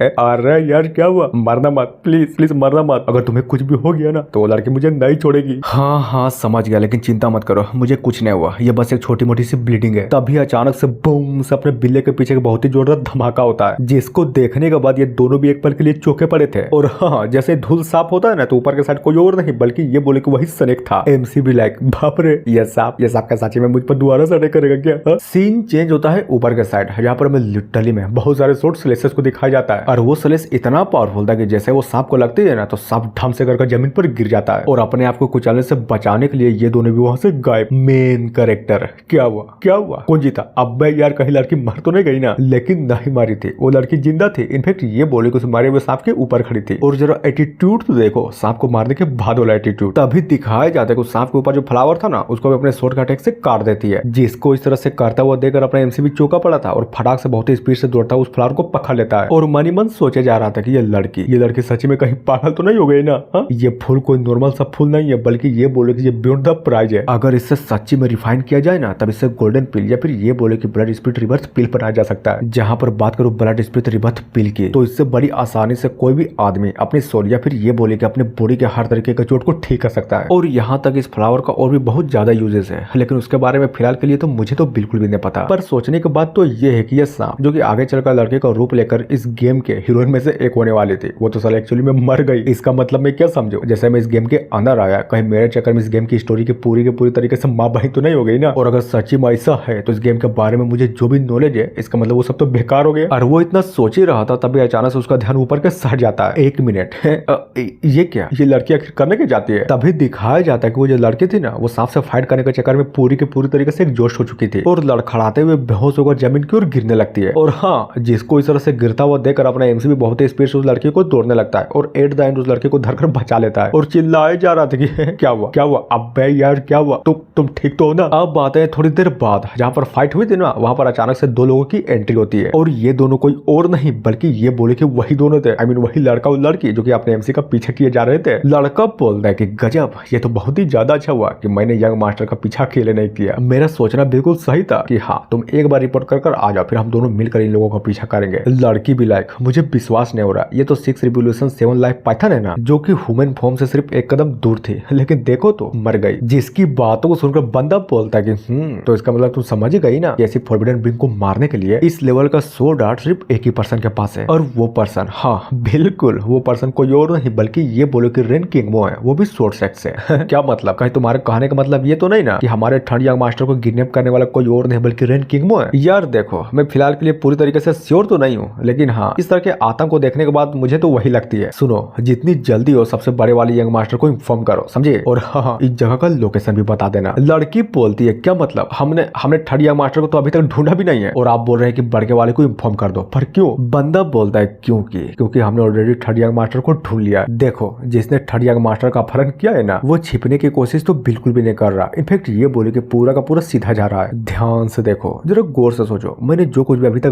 बोला ना उसके बारे में जरा सोचो तो मुझे तो ये लगता है कि वो लोग कहीं और नहीं बल्कि तियानमेन माउंटेन के अंदर छुपना चाहते हैं। और इतना बोलने के साथ ही सीन चेंज होता है अपने मेन कैरेक्टर की ओर, जो कि बिल्ले के ऊपर बैठकर लिटरली में अभी उस लड़की को जगाने की कोशिश किए जा रहा था। अब बात है थोड़ी देर बाद, या फिर ये बोले कि बहुत देर बाद, जहाँ पर अपनी लड़की की आंखें खोलती है और उसका पहला सवाल यही था कि बताओ आखिर वो गुफा कहाँ पर है। हाँ? एमसी बताता कि वो गुफा ज्वांटिन क्लिफ के नीचे है, समझे। तभी हमें दिखाया जाता कि इतना बोलने के साथ ही वो सारे के सारे बंदे फाइनली अपने डेस्टिनेशन में पहुंच चुके थे। और हाँ बिल्कुल दोनों के दोनों सामने की गहराई को बड़ी अच्छे तरीके से नापे भी जा रहे थे। एमसी बोलता है कि सुनो ना, तुम्हें बहुत ही ज्यादा चोट लगी पड़ी है, क्यों ना सफर से पहले तुम थोड़ी सी आराम कर लो। हाँ? लड़की भी लाइक कर तो लूंगी, लेकिन मुझे लग रहा है कि तुम्हारे बाप के आदमी यहाँ पर बहुत ही जल्द पहुंच जाएंगे। और ये सुनकर अपना एमसी तो पूरे के पूरे तरीके से चौंक जाता कि क्या क्या बोली तूने। और अपने बाप को याद करते हुए मन ही मन सोचे जा रहा था कि नहीं नहीं नहीं यार, नहीं ऐसा नहीं हो सकता। अगर उस बुढ़े को पता चल गया ना उसके बेटे की बॉडी पर मैंने कब्जा कर लिया है तो नहीं छोड़ेगा, मुझे नहीं छोड़ेगा, बिल्कुल भी नहीं छोड़ेगा। लेकिन करूँ क्या, जो हो गया सो हो गया। वैसे भी मेरे दिमाग में घंटा भी कोई आइडिया नहीं आ रहा, क्या करूँ क्या करूँ क्या करूँ मैं। जहाँ पर बात करें लड़की की, तो भी अपने एमसी को इतना परेशान होता हुआ देखकर बोलते कि चिंता मत करो, मैं तुम्हारे बारे में किसी को भी नहीं बताऊंगी, समझ गए ना। एमसी भी लाइक क्या मतलब किसी को नहीं बताऊंगी, आखिर मैंने तुम्हें ऐसे क्या बता दिया। अच्छा वो सब छोड़ो और पहले ये बताओ अभी के करंट के हिसाब से क्या तुम्हारी बॉडी हवा में उड़ सकती है। हाँ उड़ सकती है, लेकिन थोड़ी सी दिक्कत होगी और कुछ नहीं। सीन चेंज होता है थोड़ी देर बाद, जहाँ पर अपना एमसी उस लड़की की बातों को अभी तक दिमाग में सोचा ही जा रहा था। क्या करूँ क्या करूँ क्या करूँ यार क्या करूँ। यहाँ पर रुका तो उसमें भी खतरा, यहाँ से चला जाऊंगा तो उसमें भी खतरा, और ऊपर से सबसे इंपॉर्टेंट बात यह है कि लड़की ऑलरेडी इंजर्ड है। कुछ तो सोचना ही पड़ेगा, चाहे वो छोटी से छोटी ही चीज क्यों ना हो, लेकिन सोचना तो जरूर पड़ेगा। 1 मिनट, हाँ आइडिया आइडिया। और ये बोलकर लड़की को बहुत ही गौर से घूरे जा रहा था। फिर क्या पास जाता है और साला पूरा का पूरा कंप्लीट गोद में ही उठा लेता है। लड़की बोलती है साले आखिर तू करने क्या चाहता है। मेन कैरेक्टर कुछ नहीं, चलो एक काम करते हैं, क्यों ना हम दोनों मिलकर एक शर्त लगाते हैं। हाँ क्या बोलती हो। बिल्कुल सिंपल है, और वो शर्त ये है कि अगर हम लोग जिंदा बच गए तो तुम्हें मेरे लिए काम करना पड़ेगा। तो बोलो मंजूर है। तभी हमें लड़की को दिखाया जाता है जो कि अपने एमसी की बातों सुनकर उसका पहला पूरा का पूरा ध्यान उस खाई के अंदर जाता है और फाइनली बोल देती है कि नहीं नहीं बचने वाले, हम दोनों तो पक्का मरेंगे, देख लेना। जिसकी बातों को सुनकर अपने एमसी भी भड़कते हुए बोलते कि साली तेरी पाका अपना मुंह बंद रख, समझी, पहले ट्राई तो करने दे, पनौती मत बक। तभी फुल एटीट्यूड में बोलता है और हाँ देखना हम दोनों जरूर बचेंगे, लेकिन ये भी याद रखना कि शर्त लगी पड़ी है, बाद में मुकरना नहीं, समझ गई ना। लड़की बोलती है कि चिंता मत करो, अगर हम दोनों बच गए तो मैं तुम्हारी शर्तों को पूरा करूंगी। ये हुई ना बात, तो डील डन। फिर क्या, ना देखता है आओ और ना देखता है ताओ, अपना जो एफसी था ना उस लड़की को गोद में उठाकर अचानक से उस खाई के अंदर ही कूद जाता है। और हाँ बिल्कुल अपने आंखों के सामने ये सब कुछ होता हुआ देखकर उस बिल्ले की भी पूरी तरीके से फट जाती है। उधर अगर बात करें अपने एमसी की, तो अभी खाई के अंदर गिरते हुए मन ही मन सोचे जा रहा था कि अगर मुझे अच्छे से याद है तो इस लड़की का फॉर्चून 93 है ना, और अगर ये सच्ची में सच है तो मुझे चिंता करने की कोई भी जरूरत नहीं है। और ये सोचकर उस खाई के अंदर बहुत ही तेजी से गिर ही जा रहा था। अब बातें हैं बाहर की ओर, जहाँ पर लिटरली में बहुत सारे बंदों की एंट्री होती है, और इतने सारे बंदों के यहाँ पर आने का कारण कोई और नहीं बल्कि ये बोलो कि ये बंदा था। ये बोलता है कि गुड, आखिरकार आप लोग यहाँ पर आ ही गया, चलो अच्छी बात है, वैसे भी मैंने पहले ही थर्ड यंग मास्टर को ढूंढ लिया है। तभी उनमें से एक बोलता है लेकिन क्या ही फायदा, वो लड़की तो हमारे यंग मास्टर को लेकर पहाड़ों के नीचे ही कूद गई है ना, और इतना धुंध होने के कारण हम अपनी स्पिरिचुअल एनर्जी से उन लोगों का पता भी नहीं लगा सकते। गजब। जहाँ पर लाल बाल वाला बंदा भी उसके करीब जाते हुए बोलते करे छोड़ो यार भाड़ में गए वो लोग, और पहले ये बताओ तुम कैसे हो, ठीक तो ना। और सबसे इम्पोर्टेंट बात, मैंने ये भी सुना है कि सफर के दौरान तुम क्राउन प्रिंस के ऊपर डोरे डाल रही थी, तो बताओ क्या चल रहा है, आखिर तुम्हारे दिमाग में प्लान क्या है। जहाँ पर लड़की भी उसकी बातों को सुनकर अचानक से पूरी के पूरी तरीके से ब्लश करने लगती है और फटकार देती है, उस लड़के को पूरे के पूरे तरीके से फटकारी देती है। तभी बोलती है क्या तुम जानते भी हो सबसे बड़के वाले यंग मास्टर ज्वांटिन क्लिफ के नीचे ऑलरेडी जा चुके हैं। हाँ तो क्या करूँ, नाचू मैं, जा चुके हैं तो जा चुके हैं, उसमें मुझे क्या, हमारा काम था थर्ड यंग मास्टर का पता लगाना, जो कि हमने ऑलरेडी लगा दिया है, समझ गई ना। हाँ लगा तो दिए हो, लेकिन उस लड़की का क्या जो कि थर्ड यंग मास्टर के साथ है, आई मीन वही रेन किंगमो। जिसकी बातों को सुनकर इधर ये भी परेशान होते हुए मन ही मन सोचे जा रहा था कि धत तेरे की बात तो इस लड़की ने भी बिल्कुल सही बोली है, लड़की है तो बहुत ही ज्यादा पावरफुल, और ऊपर से उसने थर्ड यंग मास्टर को किडनैप करके रखी है, कहीं कोई बड़ी दिक्कत तो नहीं होने वाली है ना। और वो इतना सोच ही रहा था तभी अचानक से वहां पर खड़े सारे के सारे बंदे को किसी का आने का तो अचानक से एहसास होता है, और वो बंदा कोई और नहीं बल्कि ये बोले कि ये दोनों थे, जिनमें से एक लड़का था तो दूसरी लड़की, जिसको देखने के बाद पीछे वाले सारे के सारे बंदे भी ग्रीट करते हुए बोलते कि यंग मास्टर आपका यहाँ पर वेलकम। और अब जाकर बताया जाता है कि ये बंदा कोई और नहीं बल्कि ये बोले कि प्राइम मिनिस्टर का सबसे बड़का वाला बेटा था, या फिर ये बोले कि अपने एमजी का सबसे बड़का वाला भाई, जिसका नाम नाम जू चांगे था। बंदा सोचता है कि गुड रेन किंग मोना, हाँ मुझे उम्मीद नहीं थी कि ये लड़की लिटरली में पहाड़ के नीचे एक फॉर्मेशन को लगाकर बैठी पड़ी होगी। तभी ये भी अचानक से पीछे के साइड वाले बंदों को फुल रिस्पेक्ट देते हुए बोलता है कि चिंता मत करो, ये फॉर्मेशन ज्यादा देर तक नहीं टिकने वाला, समझ गई ना, बस तैयार रहो, जैसे फॉर्मेशन टूटेगा ना और फॉग हटेगा हम लोग अपने प्लान को एग्जीक्यूट कर देंगे। और हाँ लड़की तुम यहीं पर वेट करो, मेरे पीछे बिल्कुल भी मत आना, समझ गई ना। लड़की भी लाइक क्या मतलब, आप यूं ही इस तरह से कहीं पर अकेले नहीं जा सकते। लेकिन क्या लड़का थोड़ी ना सुनता, वो तो लड़की की बातों को पूरा का पूरा इग्नोर मार देता है और वहां से निकल भी जाता है। पर अकेले नहीं निकला था, बल्कि ये बोले उस बारे में सांप की खोपड़ी को साथ में लेकर निकलता है और बोले जा रहा था कि मेरा चिंता मत करना, मैं एजेंट एबीएस में थोड़ी देर के लिए घूमने जा रहा हूँ और वहां से लौटने में कम से कम 1 महीने तो लग ही जाएंगे, समझ गए। इसलिए बस चुपचाप से यहाँ पर मेरा इंतजार करो, जब तक के लिए मैं वहां से घूम कर आऊंगा ना तब तक के लिए फॉर्मेशन भी देखना टूट चुका होगा। और हाँ सबसे इम्पोर्टेंट बात, चाहे कुछ भी हो जाए चैंपियन को घंटा भी कुछ नहीं होना चाहिए। और ये बोलकर वो बंदा भी फाइनली यहाँ से निकल जाता है और उसको इस तरह से जाता हुआ देखकर इधर ये बंदे भी फुल ग्रीट करते हुए बोलते हैं कि ठीक है आपने जैसा बोला ना बिल्कुल वही होगा। अब बातें हैं बंदे की ओर, जो कि उड़ते हुए मनी मन सोचे जा रहा था कि 3 साल लगभग 3 साल पहले मैंने ऑलरेडी एक भाई को खो दिया और अगर सच्ची में चांगटियन को कुछ हो गया ना तब तो बहुत ही बड़ी गड़बड़ हो जाएगी। अब बातें हैं खाई के अंदर, जहाँ पर अपना एमसी बेहोश था, उसके माथे के ऊपर टपाक से कर बूंद की एक बूंद पानी गिरता है और उठ जाता है। हाँ दूसरे पल अपना एमसी उठ जाता है। लड़की बोलती है ओ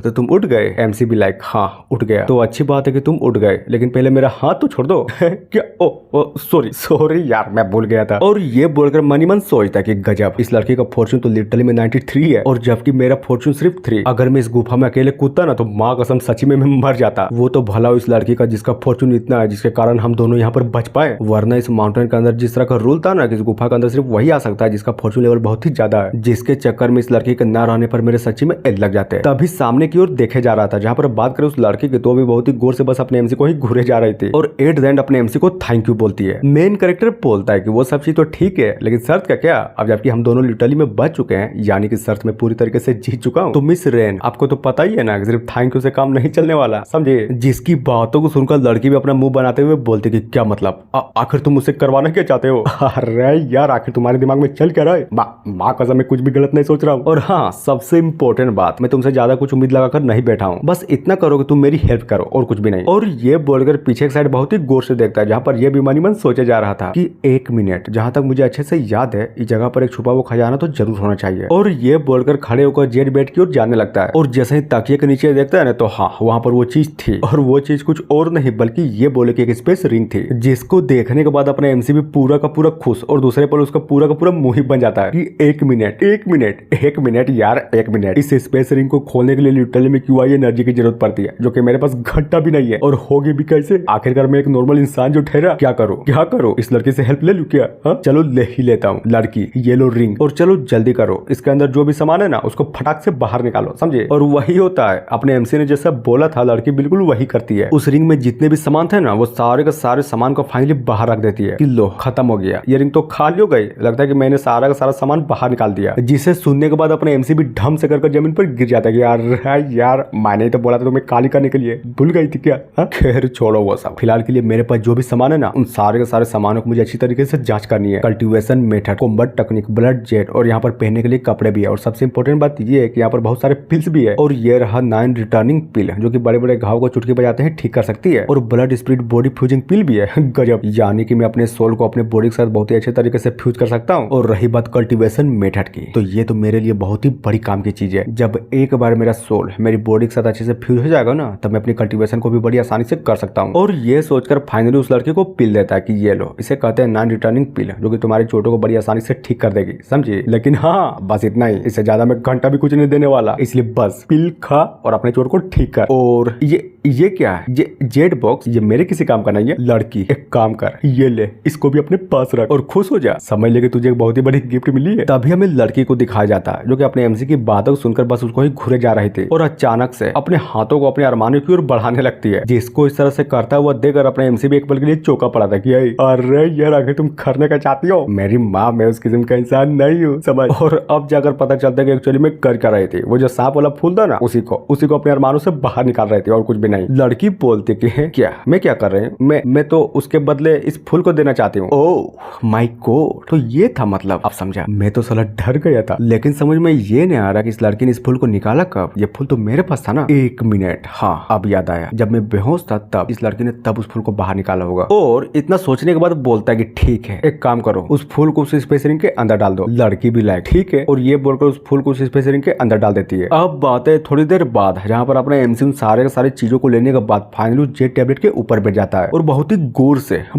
से उन सारे चीजों को देखे जा रहा था। जहाँ पर बात करें अपने एमसी की, तो वो भी एक तकनीक वाली बुक को देखते हुए मन ही मन सोचे जा रहा था, सिर्फ यही एक चीज है जिसको मैं कल्टीवेट कर सकता हूँ, ब्लड प्राइमल हार्ट आई। और अगर एक बार इस चीज को मैं अच्छे से कल्टीवेट कर दिया ना, तब मेरा बॉडी और मेरा सोल पूरे का पूरे तरीके से डिजोल्व हो जाएगा। तो फिर देर किस बात की, चलो देखता हूँ आखिर इसके अंदर है क्या। और ये बोलकर उस किताब को खोलकर उसके पन्नों को पलटने लगता है और देखे जा रहा था, पढ़े जा रहा था, बहुत ही गौर से पढ़े जा रहा था। लेकिन क्या, थोड़ी देर तक पढ़ने के बाद अपने एमसी को घंटा भी कुछ नहीं समझ में आता। इसकी माँ का ये क्या है बे? अब साला ये क्या बकचोदी है। इस गेम को खेलने के टाइम तो मुझे बहुत ही अच्छे तरीके से समझ में आ रहा था कि इस किताब में लिखा क्या था। तो फिर अब ऐसा क्या हो गया जब मुझे घंटा भी कुछ नहीं समझ में आ रहा? क्या यहाँ पर सच में कोई ऐसा सिस्टम नहीं है क्या कि सिर्फ एक क्लिक में मुझे सारी की सारी बातें समझ में आ जाए? भाई जो कुछ नहीं समझ में आ रहा, मुझे कुछ भी समझ में नहीं आ रहा। और हाँ, वो इतना सोच ही रहा था तभी अचानक उसका ध्यान एक बोतल की ओर जाता है। इतना टेंशन लेने के बाद ये रहा ब्लड स्पीड बॉडी फ्यूजिंग पिल। अगर इसको सच्ची में खा लो तो मेरा शरीर ढम से कर फट तो नहीं जाएगा ना। एक काम करता हूँ, इस पिल को भी साथ ले लेता हूँ। इन पिल और ब्लड स्पीड बॉडी फ्यूजिंग पिल, अगर इन दोनों को साथ में ले लो तो शायद हो सकता है कि कुछ ज्यादा बेटर इफेक्ट हो। मुझे भी नहीं पता कि अब आगे क्या होने वाला है, लेकिन इतना तो मुझे पता है जैसे मैं इसको खाऊंगा ना, मेरे शरीर पे बहुत ही गंदा इफेक्ट पड़ेगा। या फिर ये बोलो कि ये पिल, इसका सीधा असर मेरे मेरिडियंस पर ही पड़ेगा। जहाँ पर एक तरफ मेरे मेरिडियंस पूरे के पूरे तरीके से डिस्ट्रॉय हो जाएंगे, वहीं पर दूसरी तरफ ये इन पिल अपना काम बहुत ही अच्छे तरीके से करेगा। और जब एक बार ये सारा का सारा काम अच्छे से हो जाएगा ना, तब देखना मेरा सोल इस बॉडी के साथ बहुत ही अच्छे तरीके से जुड़ जाएगा। हालांकि कुछ गतिविधियां होने की संभावना तो है, लेकिन भगवान करे कि कुछ गड़बड़ ना हो सो ही अच्छा है, वरना माँ को बहुत ही बड़ी दिक्कत हो जाएगी। मेरा शरीर और मेरी आत्मा एक होना तो दूर की बात, पूरे के पूरी तरीके से डिस्ट्रॉय हो जाएगी। लेकिन एक बार सक्सेसफुल हो गया ना, तो मैं एक टाइम पर 127 मेरिडियंस को ओपन कर लूंगा। पर एक मिनट, ये चीज सिस्टम में है भी या फिर नहीं? चलो चेक करके देखता हूँ। नहीं, ये नहीं। अरे यार, ये तो बिल्कुल भी नहीं। हाँ अब मजा आएगा देखना। इस चीज को करने के बाद इस पूरी की पूरी दुनिया में मैं नंबर 1 ग्रेटेस्ट टैलेंटेड वाला बंदा बन जाऊंगा। और वो खुश हो ही रहा था तभी अचानक से परेशान होकर फिर जाता है कि नहीं यार, नहीं होगा, कम से कम मुझसे अकेले तो बिल्कुल भी नहीं होगा। अगर सही मायने में सोचो ना, तो इस चीज को करने में अपॉर्चुनिटी से बहुत ही ज्यादा रिस्क है। पहली बात ये है कि मुझे सोना नहीं है और मेरा ब्लड भी बहुत ही अच्छे तरीके से सर्कुलेट होता रहे, लेकिन कैसे करूं मैं? इस लड़की का क्या, इसका हेल्प ले लूं क्या? और ये सोचकर हाँ बिल्कुल फटाक से जाकर उस लड़के का हाथ धर लेता है कि मिस रेन प्लीज यार मेरी हेल्प कर दो, करोगी ना? हाँ जल्दी बोलो करोगी ना? लड़की भी लाइक कर तो दूंगी, लेकिन पहले ये तो बताओ आखिर मुझे करना क्या है? इधर ये भी बताना ही लगता है कि देखो ऐसे ये और ऐसे हाँ और ऐसे भी, समझ गई ना कि मेरा बोलने का मतलब क्या है? हाँ? बस यही एहसान कर दो और कुछ भी नहीं। लड़की बोलती है कि ठीक है, लेकिन इसको एहसान के तौर पर कंसीडर नहीं करूंगी। बस ये समझो कि ये चीज मैं तुम्हें सिखा सकती हूँ। क्या सच्ची में? मतलब तुम सच्ची में ये चीज फ्री में करोगी? गजब, जल्दी करो यार, जल्दी करो। वो बोलती है कि चलो फटाक से अपने कपड़े उतारो, जिसकी बातों को सुनकर अपना एमसी भी पूरे के पूरे तरीके से चौंक जाता है कि क्या कर रही हो? पागल वागल तो नहीं हो गई हो ना? हाँ मैं जानता हूँ कि इस गुफा में हम दोनों के अलावा कोई और नहीं है, लेकिन इसका मतलब ये थोड़ी ना कि तुम जो भी बोलोगे मैं वो करूंगा। समझो यार, मैं उस तरह का बंदा नहीं हूँ। उधर अगर बात करें लड़की की, तो वो भी अपने एमसी की बातों को सुनकर पूरे के पूरे तरीके से कंफ्यूज हो जाती है कि आखिर तुम्हारा बोलने का मतलब क्या है। और पहले ये बताओ तुम्हारे दिमाग में चल क्या रहा है? अगर तुम अपने कपड़े को नहीं उतारोगे तो फिर मैं अपनी तकनीक को परफॉर्म कैसे करूंगी? और वैसे तुम भूल तो नहीं गए ना कि मुझे बहुत ही ज्यादा चोट भी लगी पड़ी है। ओ तो ये बात है। अरे यार, ये चीज तुम्हें पहले बतानी चाहिए थी ना, मैं तो चलो कुछ और ही सोच रहा था। और ये बोलकर अपने कपड़े को धीरे धीरे कर उतारने लगता है और एट द एंड अपने पेंट को भी उतारने की कोशिश किया जा रहा था कि चलो अब बारी है इसको उतारने की। जिसको इस तरह से करता हुआ देखकर वो जो लड़की थी ना, वो भी पूरे के पूरे तरीके से भड़क जाती है कि कमीने कहीं के आखिर तू करने क्या चाहता है? एमसी भी लाइक क्या पेंट को नहीं उतारना था? Oh sorry. तभी वो जो लड़की थी ना, वो भी फाइनली अपने एमसी को जेड वाले पत्थर पर लेटने के लिए बोल देती है और अचानक से उसके नाभि को छूते हुए बोलती है कि देखो जरा ध्यान से मेरी बातों को सुनो, अब मैं अपनी क्यूआई को तुम्हारी बॉडी के अंदर डालूंगी, समझ गए ना? बस तुम्हें करना ये है कि उसको फील करो और सीखने की कोशिश करो, समझ गए ना कि मेरा बोलने का मतलब क्या था? समझ गया। और सच्ची में वही करती है जो अपने एमसी को बोली थी, अपनी क्यूआई को धीरे धीरे कर अपने एमसी के बॉडी में डालने लगती है और ये चीज अपने एमसी को भी फील हो रही थी। लेकिन क्या कहानी में ट्वीट, ये चीज जो थी ना, ये चीज इतना भी सिंपल नहीं थी जितना ये सोच रहा था। बहुत दर्द करता है, बहुत दर्द करता है, लिटरली मेरा इतना दर्द करता है कि अपने एमसी का पिछवाड़ा फट कर डायरेक्ट उसके मुंह में आ जाता है। अब बात है थोड़ी देर बाद जहाँ पर ये सारा का सारा कांड एक्चुअली में हो गया था। लड़की बोलती है तो बताओ तुम समझ गए ना? हाँ समझ गए, लेकिन थोड़ा थोड़ा। क्या कहा? थोड़ा थोड़ा? आखिर तुम्हारे बोलने का मतलब क्या है? और ये बोलकर अपने एमसी को बहुत ही गौर से घूरे जा रही थी, जिसको इस तरह से खुद को घूरता हुआ देखकर एमसी बोलता कि बस कर यार, मैंने बोला ना कि मैं बस थोड़ा सा समझा, लेकिन इसका मतलब ये नहीं कि मैं बेवकूफ हूँ। तभी लड़की भी उसको धर लेती है कि छोड़ो वो सब, चलो मैं तुम्हें फिर से सिखाती हूँ। और ये बोलकर अपने एमसी को सिखाती है या फिर ये बोलो कि अपने एमसी को फाड़ के रख देती है, जहाँ पर ये आवाज लिटरली में गुफा के बाहर तक भी जा रही थी। सीन चेंज होता है 30 दिन बाद, जहाँ पर हमें इस लड़की को फिर से दिखाया जाता है जो कि अपने एमसी को बोले जा रहे थे कि देख रहे हो ना, लगभग पूरा का पूरा 1 महीना बीत चुका है और ये रहा अपना एमसी जो कि अपना पूरा का पूरा जी जान लगाकर जोरों शोरों से ट्रेनिंग किया जा रहा था, जहाँ पर एक स्लेश के साथ फाइनली उसकी ट्रेनिंग कंप्लीट होती है। और ये स्लेश किसी और से नहीं बल्कि ये बोले कि उसी लड़की के तलवार से किया गया था। मेन कैरेक्टर बोलता है कि गुड, फाइनली मैंने लोटस शॉट टेक्निक को पूरी तरीके से मास्टर कर लिया और यहाँ तक कि मेरे सारे के सारे मेरिडियंस भी ओपन हो चुके हैं। तभी अचानक से मन ही मन सोचता है लेकिन 1 मिनट, अब जबकि मेरे इस ट्रेनिंग को करते हुए लगभग 1 महीना बीत चुका है तो क्या मैं ब्लड प्राइमल हार्ट फोल्ड को सीख सकता हूँ? और वो इतना सोच ही रहा था तभी अचानक से पूरा का पूरा गुफा हिलने लगता है, जहाँ पर ये सब कुछ फील करने के बाद अपना एमसी भी पूरी तरीके से चौंका पड़ा था कि 1 मिनट, अब ये क्या है, कहीं कोई भूकंप तो नहीं आ गया ना? लड़की बताती है कि नहीं, ये भूकंप नहीं बल्कि ये बोले कि सब कुछ फॉर्मेशन के कारण हो रहा है। और सच्ची में ये सब कुछ फॉर्मेशन के कारण ही था। एमसी बोलता है कि व्हाट, क्या बोल रही हो, पहले ये बताओ आखिर तुम्हारा फॉर्मेशन टिकेगा कितना देर? वो बताती है कि ज्यादा देर नहीं, बस 4 घंटे। क्या बस 4 घंटे? तब तो बहुत ही बड़ी गड़बड़ की बात है। अगर समय रहते ही मैं अपने सोल को अपने बॉडी के साथ फ्यूज नहीं कर पाए ना तब तो बहुत ही बड़ी दिक्कत हो जाएगी। क्या करूं, क्या करूं, मैं क्या करूं? मुझे कुछ भी समझ में नहीं आ रहा, सिर्फ 4 घंटे बचे पड़े हैं और ये ब्लड प्राइमल हार्टफुल आर्ट। तभी बोलता है कि मिस रेन, मेरी बातों को ध्यान से सुनो, क्या तुम ऐसा कुछ कर सकती हो जिसे मैं मौत के बिल्कुल करीब पहुंच जाऊं? हाँ? कर तो सकते हो लेकिन क्यों? मैंने जो बोला ना वही करो और बस इतना समझो कि ये हम दोनों के लिए है। लेकिन पहले ये बताओ आखिर जरूरत क्या है? वैसे भी ऑलरेडी मेरी इंजरी पूरी के पूरी तरीके से हील हो चुकी है। यार देखो, मुझे पता है कि तुम बहुत ही ज्यादा पावरफुल हो लेकिन मेरी बातों को भी तो समझो। बाहर के साइड इंतजार कर रहा वो बंदा कोई और नहीं बल्कि ये बोले कि मेरा भाई जू चांगे है। और इतना बोलने के साथ ही अचानक से मन ही मन सोचता है कि अगर इस गेम के ओरिजिनल स्टोरी लाइन के बारे में बोलूं ना कि यही वो पल है जब इस लड़की की मौत मेरे भाई जू चांगे के हाथ होती है और ये चीज मैं तो बिल्कुल भी नहीं चाहता। तभी बोलता है कि यार देखो, कुछ ऐसी बात है जो मैं तुम्हें नहीं बता सकता लेकिन इतना जरूर बता सकता कि उसकी पावर तुम्हारी पावर से बहुत ही ज्यादा है। इसलिए चलो जल्दी करो, मेरे पास एक प्लान है। तुम मुझे होस्टेज बनाओगे और जैसे मौका मिले ना मुझे वहीं पर छोड़कर तुम वहां से भाग जाओगे, समझ गए? जहाँ पर बात करें लड़की की तो वो भी अपनी तलवार को अंदर रखते हुए बोलते कि ठीक है जैसा तुम बोलो। वैसे भी ऑलरेडी तुम्हारा मुझ पर एक उपकार है लेकिन पहले ये तो बताओ जब मैं तुम्हें मौत के करीब पहुंचाऊंगी तब एक्चुअली में तुम्हारा प्लान क्या होगा? ज्यादा कुछ नहीं, तुम मुझे मौत के करीब तो जरूर पहुंचाओगी लेकिन एक बात ये भी याद रखना कि मेरा माइंड पूरी तरीके से जगा हो। पहले तो मैं इन दोनों पिल्स को एक साथ लूंगा ताकि मेरा सोल मेरे बॉडी के साथ अच्छे से जुड़ सके। उसके बाद होगा असली आतंक जब मैं इस तकनीक का यूज कर फाइनली अपने बॉडी को पूरे के पूरे तरीके से 100% अपने सोल से जोड़ दूंगा। लेकिन ये करने के लिए मुझे कम से कम मौत के बहुत ही करीब जाना होगा। लड़की बोलती है लेकिन क्या तुम सच्ची में सरवाइव तो कर पाओगे ना? पता नहीं लेकिन हमारे पास सिर्फ यही एक रास्ता है।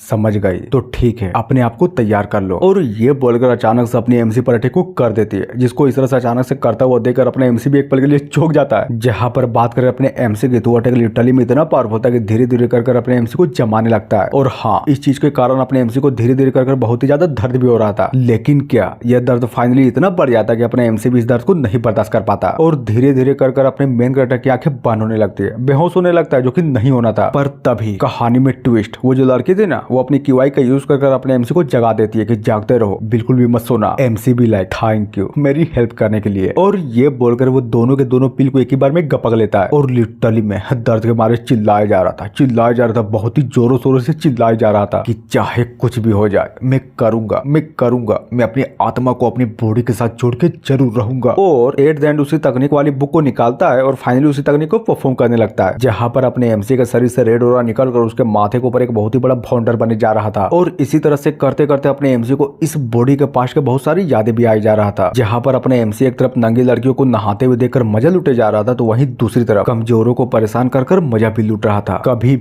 भी लिटरली में यह बंदा कभी भी अच्छा काम करता ही नहीं था, या तो लोगों को परेशान करता था या फिर जंगल में जाकर छोटे मोटे जानवरों को भगा भगा कर उन लोगों को शिकार किया करता था। लिटरली में एक बार कोठे में जाकर तो लड़कियों का कपड़ा भी चुरा लिया था इसने कि मेरी जान आओ यार आओ मेरे गले तो लगो। और हाँ, इसी बकचोदी के चक्कर में ये उस दिन किडनैप भी हो गया था, जहाँ पर ये ये सारी की सारी इसी बॉडी के रियल ओनर की याददाश्त थी जो कि अपने एमसी के माथे के अंदर घुसे जा रही थी। और थोड़ी देर बाद धीरे धीरे कर फाइनली ये सारा का सारा कांड खत्म हो जाता है। लड़की बोलती है तुम्हारा हो गया ना, चलो अच्छी बात है। वैसे भी बाहर का पूरा फॉर्मेशन ऑलरेडी खत्म हो चुका है। जिसकी बातों को सुनकर अपना एमसी भी अपने कपड़े को उठाकर फुल एटीट्यूड में पूरा का पूरा तैयार हो जाता है और आगे बढ़े जा रहा था। जिसको इस तरह से देखकर या फिर ये बोलो कि आगे बढ़ता हुआ देखकर लड़की बोलती है कि मेरा नाम रेन किंगमो है, तुम बताओ तुम्हारा नाम क्या है या फिर तुम कोई और हो। इधर ये भी एक हल्की सी स्माइल करते हुए बोलता है कि हाँ मुझे पता है और मेरा नाम जू चेंगटियान है और रही बात मेरी, मैं वही बंदा हूँ जिसने तुमसे वादा किया था, समझे। हाँ मैं बिल्कुल भी नहीं बदला। गुड, यानी कि तुमने अपने सक्सेसफुली डिवाइन सोल को एक्टिवेट कर लिया।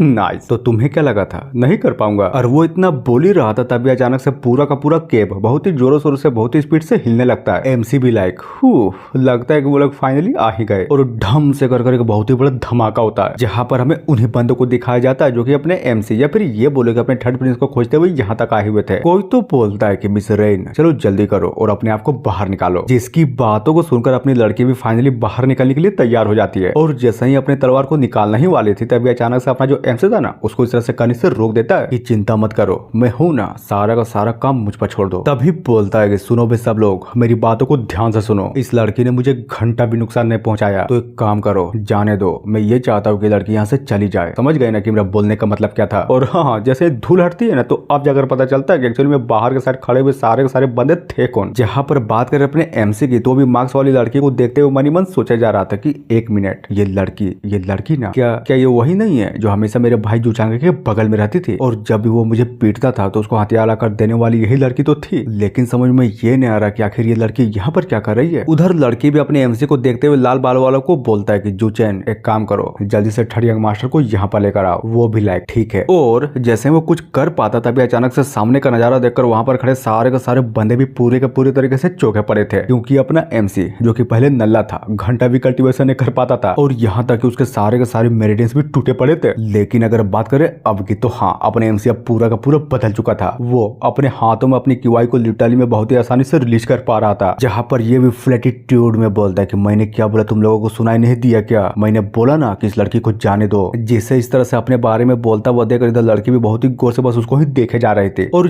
जी हाँ इतना बोलने के साथ ही एपिसोड यहीं पर खत्म होता है। तो यार कहानी वहीं से स्टार्ट होती है जहां से खत्म हुआ था। अपना जो एमसी था ना वो तो फाइनली बोल दिया था कि तुम्हें मैं चाहिए था ना, तो ये लो मिल गया, बदले में इस लड़के को जाने दो, समझे। नकाब वाली लड़की बोलती है कि थर्ड यंग मास्टर ये क्या मजाक है, हम तो यहाँ पर आपको बचाने के लिए आए थे ना, तो फिर बताइए इन सबका आखिर मतलब क्या बनता है। ज्यादा कुछ नहीं, मैं ये चाहता हूँ कि तुम मुझे बचा लो, बदले में इस लड़की को जाने दो। लड़की भी लाइक बहुत हुआ, तुम उसको बचाना चाहते थे ना, तो ठीक है छोड़ दिया। सुनो जल्दी जाओ और थर्ड यंग मास्टर को यहाँ पर तुरंत लेकर आओ। जिसकी बातों को सुनकर उसके बगल वाला आदमी भी यस बोल देता है। जहाँ पर बात करें अपने एमसी की तो भी उन सबकी बातों को सुनकर मनी मन सोचा जा रहा था कि गजब, जरूर मेरा बड़ा भाई बाहर के साइड मेरा वेट कर रहा होगा। और इतना सोचने के बाद फाइनली अपनी लड़की को बोल देता है कि मिस रेन आप यहाँ से जा सकती है। और सच्ची में जाने भी लगती है और जैसे अपने एमसी के पास से गुजरती है ना तो अपना एमसी उसके कानों में बोलता है कि मेरी बातों को ध्यान से सुनो, जब भी तुम अलायंस के बारे में कुछ डिस्कस करना होगा ना तो फटाक से आकर जिंगलिंग सिटी में मुझे ढूंढना, समझे। लड़की बोलती है कि ठीक है और ये बोलकर वहां से निकल भी जाती है और बोले भी जा रही थी कि सुनो चैंगटियन अपना ध्यान रखना। बिल्कुल तुम चिंता मत करो। अब बातें इन दोनों की ओर जो कि सारा का सारा कांड खत्म होने के बाद फाइनली ये दोनों एक दूसरे को बहुत ही गौर से घूरे जा रहे थे। एमसी बोलता है कि क्या हुआ, मुझे ऊपर नहीं खींचोगी क्या? हा? और खींचती है ना, सच्ची में बहुत ही खतरनाक लेवल से ऊपर खींचती है। या फिर ये बोले कि ऊपर के साइड अपने एमसी को पटक ही देती है कि साली तेरी माँ का, ये क्या बाकचौदी है, आराम से भी तो खींच सकती थी। पर लड़की का क्या, अपने एमसी की बातों को पूरा का पूरा इग्नोर मार देती है। तभी हमें अपने एमसी को दिखाया जाता है जो कि सामने का नजारा देखकर पूरे का पूरे तरीके से कंफ्यूज था क्योंकि सामने बैठा बंदा कोई और नहीं बल्कि ये बोले कि उसी का बड़ा भाई जो था। मेन कैरेक्टर सोचता है कि एक मिनट, अब ये क्या है, सामने वाला सांप तो सेवन लोटस पाइथन है और ये पाइथन वो पाइथन नहीं है जिसको किंग रेनबो ने मारा था। और अगर कोर्स से देखूं ना या फिर स्टोरी लाइन के हिसाब से बोलूं तो ये पाइथन पहले वाली पाइथन की बड़ी बहन है, यानी कि एक और फीमेल लीड खत्म। पर दिक्कत की बात तो ये है कि कहानी अभी जस्ट स्टार्ट ही हुई है और एंसेंट एबीएस के दोनों प्रिंसेस बहनों को मिठा भी दिया गया। यानी कि इन सबको देखने के बाद एक बात तो बहुत ही अच्छे तरीके से क्लियर हो जाती है कि आने वाला फ्यूचर पूरे के पूरे तरीके से अनप्रिडिक्टेबल हो गया है। और वो इतना सोच ही रहा था तभी अचानक हमें उसके बड़के भाई को दिखाया जाता है जो अपने हाथों में एक रस्सी को लिए खड़ा था, जिसको देखने के बाद अपने एमसी भी मन ही मन सोचता है कि रस्सी आखिर उसके हाथों में क्या कर रही है। लेकिन तभी अचानक से कुछ ऐसा देखता है जिसको देखने के बाद अपना एमसी भी पूरे के पूरे तरीके से चौंक जाता है और समय रहते फटाक से उस हमले को ढोज भी कर लेता है कि साले हरामी कहीं के, आखिर तू करने क्या चाहता है और नहीं बता आखिर तो किस टाइप का बड़ा भाई है। देख पहले ही बता देता, मुझसे दूर रह, समझा। तभी अचानक से उसी रस्सी से अपने एमसी पर एक और अटैक होता है और इससे भी अपना एमसी बाल बाल बचता है। लेकिन भाई का क्या, वो इतना वहीं थोड़ी ना रुकता, वो भी अपने एमसी पर अटैक किया ही जा रहा था। जहां पर इस बार अटैक अपने एमसी पर डायरेक्ट हिट करने वाले थे, लेकिन लगने से पहले अपने एमसी उस अटैक को धर लेता है कि बस बहुत हुआ, पहले ये बता के तुम मुझसे चाहता क्या है। और ये सुनकर बड़का बस खड़े होकर बहुत ही गौर से उसको देख ही जा रहा था। ये कल्टीवेशन मेथड मानना पड़ेगा, तुम्हें कुछ तो बात है, तो फिर चलो अब बारी है इसको ट्राई करने की। और ये बोलकर अपने हाथों से कुछ तो ट्राई करता है, जिससे होता ही एक एनर्जी से बना हुआ बहुत ही बड़ा फ्लक्चुएशन अपने एमसी को पूरे के पूरी तरीके से घेर लेता है। एमसी भी लाइक धत तेरी की, ये प्रेशर बहुत ही ज्यादा है, मुझसे बर्दाश्त नहीं हो रहा। उधर भाई भी अपने मुट्ठी को बंद कर अपने एमसी को हवा में ही उड़ा देता है। चांगे आखिर तू करने क्या चाहता है, कमीने कहीं तू मुझे मारना तो नहीं चाहता ना। लेकिन इतना सुनने के बाद अभी भी ये बंदा अपने एमसी की बातों को घंटा भी जवाब नहीं देता। इधर ये भी 1 मिनट नहीं यार, कहीं इस बंदे ने कुछ नोटिस तो नहीं कर लिया ना। बड़का बोलता है सुन बे लौड़े अमितवा, चल जल्दी कर और मेरे भाई को अच्छे से जांच कर, समझा। मोंक भी लाइक ठीक है, और ये बोलकर अपने एमसी को जांच करने के लिए निकल जाता है। तभी अपने एमसी के पास जाकर बोलता है कि वेल अमितवा थर्ड यंग मास्टर, मेरी बातों को ध्यान से सुनो, चिंता मत करो, बस मेरे इंस्ट्रक्शन को फॉलो करो। इधर ये भी क्या, कहीं ये टगला मेरी सोल की तो जांच नहीं करने वाला है ना। अगर सच्ची में जांच किया और मुझ में कुछ मिल गई ना, तो माँ कसम मेरा बड़ा भाई मुझे घंटा भी नहीं छोड़ेगा। और वो जैसे ही कुछ कर पाता, उससे पहले अपना जो मोंक था ना, वो फटाक से अपने एमसी की जांच करने लगता है। और इस चीज के कारण अपने एमसी को भी बहुत ही ज्यादा दर्द हो रहा था कि बचाओ बचाओ बचाओ यार बचाओ, माँ कसम मुझे बहुत ही ज्यादा दर्द हो रहा है। और तभी अचानक से अपने एनर्जी को रिलीज करते हुए बोले जा रहा था कि साले ठगले तेरी माँ का मुझे छोड़ दे। बड़का भी लाए क्या हुआ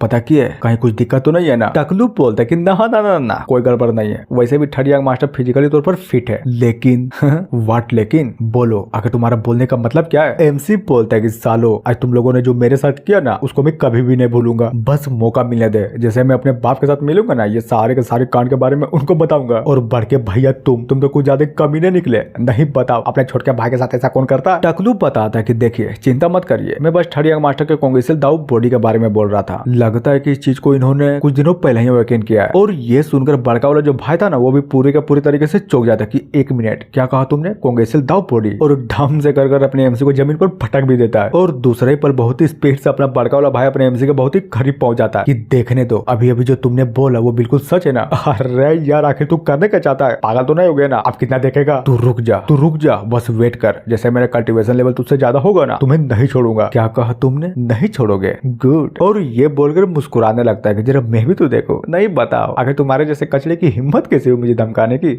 वैसे भी ठीक ही है, मैं भी तुम्हारा इंतजार करूंगा, जब तुम पावरफुल होगे ना तो अपने बड़े भाई को आकर धमका लेना, ओके। लेकिन उससे पहले तुम्हें डिसिप्लिन में रहना पड़ेगा। और ये बोलकर जैसे ही चुटकी बजाता है ना, तो हाँ सामने का नजारा देखकर अपने एमसी भी पूरे के पूरे तरीके से छोक जाता है, क्योंकि सामने कुछ और नहीं बल्कि ये बोलू कि एक बहुत ही बड़ा भट्ट था। तभी हमें बट के पंजों को दिखाया जाता है जो कि फाइनली जमीन पर लैंड कर जाता है। और जरा देखो तो बट तो अपने ऊपर लिटरली मेरे घर को भी लेकर चले जा रहा था। बड़का बोलता है क्या कर रहे हो, समझ में नहीं आया क्या, जल्दी करो उठो निकलना है हमें यहाँ से। इधर एमसी भी अपने सिस्टम में देखते हुए बोलता है कि हाँ 1 मिनट रुको, मुझे कुछ देखना है, मतलब कुछ और। अरे यार रुको 1 मिनट, मुझे कुछ और करना है। साला इस सिस्टम में तो कहीं पर भी नहीं लिखा है कि लिटरली में इतना बड़ा जायंट पंछी एग्जिस्ट भी करता है। अब बात है थोड़ी देर बाद, जहाँ पर सारे के सारे बंदे फाइनली उस पंछी के घर के ऊपर चढ़ चुके थे, जिसको चढ़ाने के बाद ये पंछी भी अपने डेस्टिनेशन के लिए उड़ जाता है। सीन चेंज होता है अंदर के साइड, जहाँ पर बड़का भी एक कुर्सी के ऊपर बैठकर फ्लैट एटीट्यूड में अपने एमसी को बोलता है कि क्या हुआ बे, आखिर तो मुझे क्यों घूर रहा है। नहीं कुछ नहीं,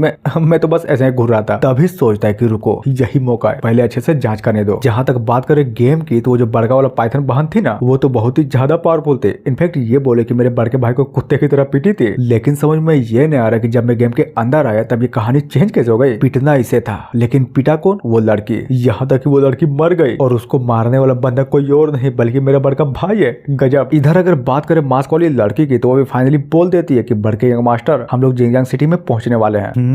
गुड, अच्छी बात है। और ये सुनकर अपना जो एमसी था ना, देखो तो वो तुरंत बाहर के साइड देखने लगता है और मन ही मन सोचे जा रहा था कि गजब, मैं अपनी जिंदगी में पहली बार इस जगह को प्रॉपर वे में देख पा रहा हूँ। हालांकि अभी तक तो मैं इस जगह को गेम में ही देख पा रहा था, लेकिन मानना पड़ेगा ये जगह तो सच्ची में यार बहुत ही ज्यादा खूबसूरत है। और जरा घर तो देखो, लिटरली में हर घर कितना ज्यादा शानदार है। तभी हमें थोड़ी देर बाद उसी बड़े पंचे को दिखाया जाता है जो कि फाइनली अपने डेस्टिनेशन पर लैंड कर चुकी थी और अपना जो बड़का था ना वो अपने एमसी के पिछवाड़े पर लात मारते हुए बोलता है कि साले आज से तू यहीं पर रहेगा, समझा, और ये ले पिल्स, अगर तुम्हें चोट लगी पड़ी है तो तुरंत ठीक कर ले। और हाँ, सबसे इम्पोर्टेंट बात, इन सारे के सारे पिल्स को आराम आराम से खाना। हालांकि तुम्हें चोट तो लगी पड़ी है लेकिन इतना भी नहीं जो कुछ दिनों में ठीक ना हो पाओ। जिसकी बातों को सुनकर अपना जो एमसी था ना उन पिल्सों में से एक बोतल को खोल देता है और तभी एक एक कर सारे के सारे बोतल को खोलकर चेक करने लगता है, जहां पर हमें लिटरली में उन सारे के सारे पिल्स के बारे में अच्छे से बताया जाता है, जिसको मैं तो घंटा भी नहीं बताने वाला। अगर सच्ची में तुम लोगों को जानना है ना तो आराम से वीडियो को पॉज कर पढ़ सकते हो। और ये देकर अपने एमसी भी पूरा का पूरा खुश की है, क्या ये दवाई है? अरे यार ये तो मेरे लिए अमृत है, मानना पड़ेगा। मेरा बड़का भाई दिखने से तो बहुत ही ज्यादा हरामी लगता है लेकिन साला दिल से बहुत ही ज्यादा अच्छा आदमी है। लगता है कि जैसे उसको पहले से ही पता था कि इन्हीं पिल्स को तो मुझे जरूरत थी। और वो खुश हो ही रहा था तभी बाहर के साइड से दरवाजा कोई तो खटखटाता है। एमसी भी लाइक कि कौन है भाई? और हाँ, ये दरवाजा खटखटाने वाला कोई और नहीं बल्कि ये बोले कि ये मार्क्स वाली लड़की थी जो कि अपने एमसी के लिए दवाई लाई थी। एमसी भी लाइक कि क्या दवाई, वो भी मेरे लिए? एक मिनट, ओरिजिनल ओनर की मेमोरी के हिसाब से मुझे एक बात बहुत ही अच्छे तरीके से समझ में आ रही है। वो बंदा साला बहुत ही ज्यादा हरामी था। अपने भाई से हमेशा इस लड़के के बारे में मांग किया करता था, वो भी किस लिए? इस लड़की को लेने के लिए, क्योंकि ये लड़की खूबसूरत जो थी और ऊपर से इसका फिगर, ओहो माय गॉड, खतरनाक। लेकिन हुआ क्या? आउटकम क्या निकला? घंटा। मेरे बड़े भाई ने इस लड़के को मुझे देने से साफ इनकार कर दिया और साला जो कुत्ते की तरह मारा वो अलग। और जबकि ये लड़की मेरे पास आई है तो इसको देखने के बाद मुझे एक और बात समझ में आ गई। मेरा भाई अभी भी मुझ पर शक कर रहा है। उसको ये लग रहा है कि मैं उसका छोटा भाई नहीं बल्कि ये बोलोगे कोई और हूँ। लेकिन मैं भी तेरा हरामी, मैं उसको घंटा भी पता नहीं लगने दूंगा कि मैं सच्ची में उसका छोटा भाई नहीं हूँ। ठरकी ना, लड़कियों को शौकीन बनना है ना, तो चलो अब मैं लड़कियों का शौकीन बन के दिखाता हूँ। तभी बोलता है कि ओ मतलब मेरे भाई ने तुम्हें मेरे पास भेज दिया? क्यों, मैंने सही बोला ना जाने मन? तुम्हें नहीं लगता कि तुम्हारे पास अभी भी मौका है? तुम मेरे बड़े भाई को छोड़कर मेरे पास आ जाओ, माँ कसम हम दोनों मिलकर बहुत मजे करेंगे। जिसकी बातों को सुनकर ये लड़की भी बहुत ही घोर से बस अपने एमसी को ही देखे जा रही थी और घूम जाती है और टेबल के पास जाकर फाइनली उस दवाई को रख देती है। मेन कैरेक्टर सोचता है कि एक मिनट, हालांकि मैं एक्टिंग कर रहा हूँ लेकिन इस कमीने की हिम्मत कैसे मुझे इग्नोर मारने की? सबक तो सिखाना पड़ेगा, बताना पड़ेगा कि मैं वही लड़की भाई थर्ड प्रिंस हूँ। और ये बोलकर छड़ाक से उस लड़के के पिछवाड़े पर बहुत ही जोर से मारता है और साला पूरा का पूरा माहौल ही शांत। ये कांड करने के बाद लिटरली में पूरा का पूरा माहौल ही शांत था। एमसी सोचता है कि क्या हुआ, कुछ रिएक्शन नहीं, कहीं मैंने धीरे से तो नहीं मार दिया ना? लगता है कि मुझे कुछ और भी करना पड़ेगा। और ये बोलकर उसके पिछवाड़े को दबाने भी लगता है। लेकिन क्या, अचानक से एक स्लेश होता है, अपने एमसी का हाथ पूरा का पूरा कट जाता है, जिसको देखने के बाद पहले तो अपने एमसी को कुछ समझ में नहीं आता लेकिन दूसरे पल पूरे का पूरे जोरों शोरों से चिल्लाने लगता है कि मेरा हाथ, मेरा हाथ, मेरा हाथ। तभी कहानी में ट्विस्ट, वो जो सब कुछ हो रहा था ना वो कुछ और नहीं बल्कि ये बोले कि अपने एमसी का एक इल्यूजन था। लड़की मूर्ति है और अपने एमसी की हरकतों को देखने के बाद बहुत ही गौर से बस उसको ही देखे जा रहे थे। एमसी भी लाइक कभी नहीं कही की क्या क्या क्या आगे तो करने का चाहती है? अगर कुछ भी मुझे हुआ ना तो माँ का समय तुझे नहीं छोड़ूंगा। जिसकी बातों को सुनकर लड़की बोलती है कि पर मैंने क्या किया, और फाइनली वहां से निकल जाती है। और ये देखकर अपना एमसी भी पूरा का पूरे तरीके से चिढ़ा पड़ा था। तभी उस लाए हुए खाने को लात मारते हुए बोलता है कि साली कमीनी कहीं की, तुम्हारी हिम्मत कैसे हुई, तुम्हारी हिम्मत कैसे मुझे डराने की? मैं थर्ड यंग मास्टर हूँ, दिखाई नहीं दे रहा क्या? मौका मिलने दे तुम्हारा भी सर कटवा डालूंगा। जहाँ पर अपने एमसी की बोली गई बातों को छत पर बैठा कोई तो सुन रहा था और हंसे जा रहा था कि गजब गजब यार गजब, मुझे तो अपनी आंखों पर विश्वास ही नहीं हो रहा। इधर ये भी पीते हुए बोलता है कि विश्वास तो मुझे भी नहीं हो रहा लेकिन मानना पड़ेगा साला थर्ड यंग मास्टर है तो बहुत ही खतरनाक लेवल की चीज। मतलब सोचो, एक ऐसी लड़की जिसे बात करने में सारे के सारे बंदों की फटी रहती है, उसका पिछवाड़ा इसने दाब दिया, गजब। अरे वो सब छोड़ो, तुमने मोरकुस के बेटी के बारे में नहीं सुना था क्या? हा? इस लोंडे ने तो उस लड़की तक का भी अपहरण कर लिया था। हाँ, बात तो तुमने बिल्कुल सही बोली है। वैसे भी वो लड़की गॉड ऑफ वार का रिश्तेदार लगता था ना। ये जानने के बाद भी जब अपना थर्ड यंग मास्टर को किडनैप कर लिया तब सोचो हमारे थर्ड यंग मास्टर के अंदर कितना हिम्मत होगा। दूसरा बंदा बोलता है, अच्छा एक बात बताओ, तुम्हें ऐसा क्यों लगता है कि थर्ड यंग मास्टर को पिछले राजधानी से हटाकर इस जिंगजंग शहर में भेजा गया है? क्या बात बोल रहे हो, मतलब सच्ची में इस बंदे को हटाकर वहां से यहाँ भेजा गया है? माँ कसम मुझे तो पता ही नहीं था। ओह माय गॉड, मतलब तुम सच्ची में उस बारे में जानना चाहते हो क्या?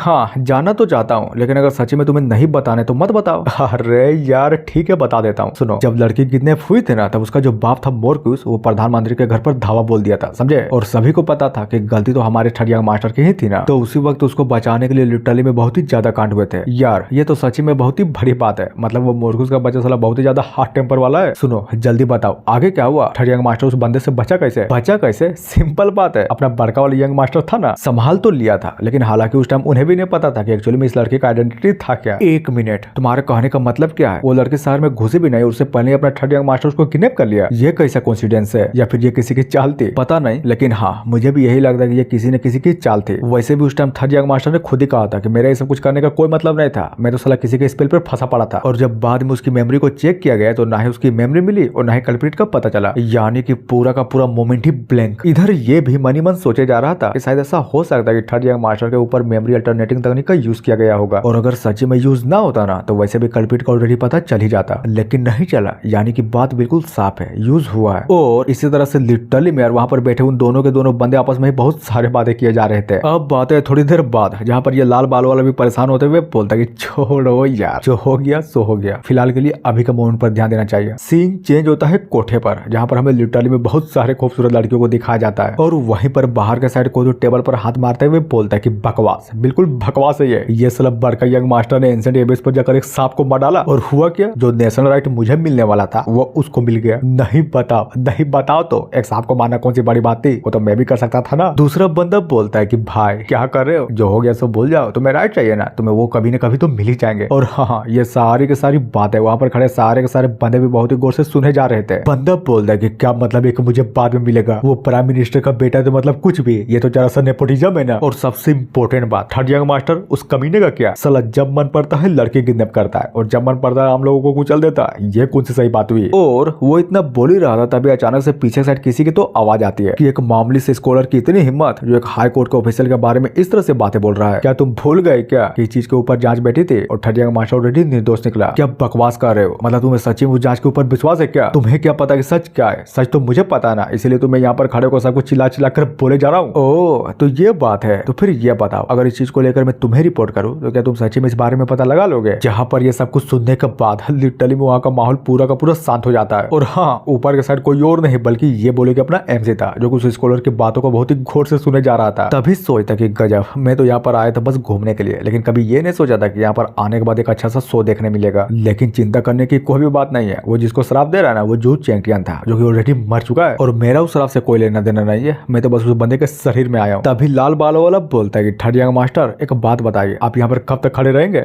जिसकी बातों को सुनकर अपने एमसी भी मनी मन सोचे जा रहा था कि यार ये बंदा साला, ये बंदा पागल हो गया है क्या, ये बंदा लिटरली में अपने आप को मेरा प्रोटेक्टर और ट्यूटर कहता है, लेकिन देखो तो सलाम नाम की घंटा भी कोई चीज नहीं है, मेरे साथ यहाँ पर कोठे पर चलाया। और सबसे इंपॉर्टेंट बात ये है कि मैं यहाँ पर छत पर चढ़ ही रहा था, तभी अचानक से ये बंदा दो लड़कियों को धरकर कमरे में भी ले गया और मजा किया सो अलग। तभी बोलता है कि ओह माय गॉड, क्या हुआ, तुम तो साला बहुत ही जल्दी बाहर आ गए, नहीं ले पाए क्या, हाँ क्या हुआ बोलो तो। वो भी नहीं, बात वैसी नहीं है, मुझे तो लड़कियां बिल्कुल भी पसंद नहीं है, लेकिन क्या करूं साला कल्टीवेशन तकनीक के लिए मुझे ये सब कुछ करना पड़ता है। अच्छा मेरी छोड़िए, आपका क्या, आप बताइए, आप यहाँ पर इतनी दूर तक आए तो क्या आप मजा नहीं करेंगे। एमसी बोलता है कि मिस्टर जाओ, लगता है कि आपको मेरे कॉन्स्टिट्यूशन का अंदाजा बिल्कुल भी नहीं है, आपको शायद नहीं पता, लेकिन जब से मैंने कल्टीवेशन करना स्टार्ट किया ना तब से मुझे एक बात बहुत ही अच्छे तरीके से समझ में आ गई, और अब से मैं लड़कियों से दूरी रहूंगा। लेकिन जाओ का क्या, वो अपने एमसी की बातों पर घंटा भी ध्यान नहीं देता, और फिर से दो लड़कियों को ले जाते हुए बोलता है कि मेरी जान, चलो चलो यार चलो, थर्ड यंग मास्टर को बोल जाओ, मजे हम लोग करेंगे। जिसकी बातों को सुनकर अपने एमसी भी एक हल्की सी स्माइल करते हुए बोलता है कि क्या कहा, शरीफ बन गया, वो भी मैं, लगता है कि तुम्हें बहुत ही बड़ी गलत फहमी हो गई है। और ये सुनकर वो आदमी भी पूरे का पूरे तरीके से चौंक जाता है और बोले जा रहा था कि हाँ बात तो आपने बिल्कुल सही बोली है, वैसे भी तो हम दोनों बिल्कुल सेम ही है ना। एमसी भी लाइक घंटा, तुम तो यहाँ पर सिर्फ मजे करने के लिए आए हो, लेकिन मेरा रीजन यहाँ पर कुछ और है, मैं तो बस यहाँ पर उस पर्सन को रोकने के लिए आया हूँ जो मेरा लिटरली में मौत का कारण बनेगा। अब बातें थोड़ी देर बाद एमसी बोलता है कि ठीक है अंदर आ जाओ। तभी हमें एक आदमी को दिखाया जाता है जो कि ग्रीट करते हुए अपने एमसी को बोले जा रहा था कि हाँ मैंने उस पर्सन को ढूंढ निकाला जिसके बारे में आप बोल रहे थे।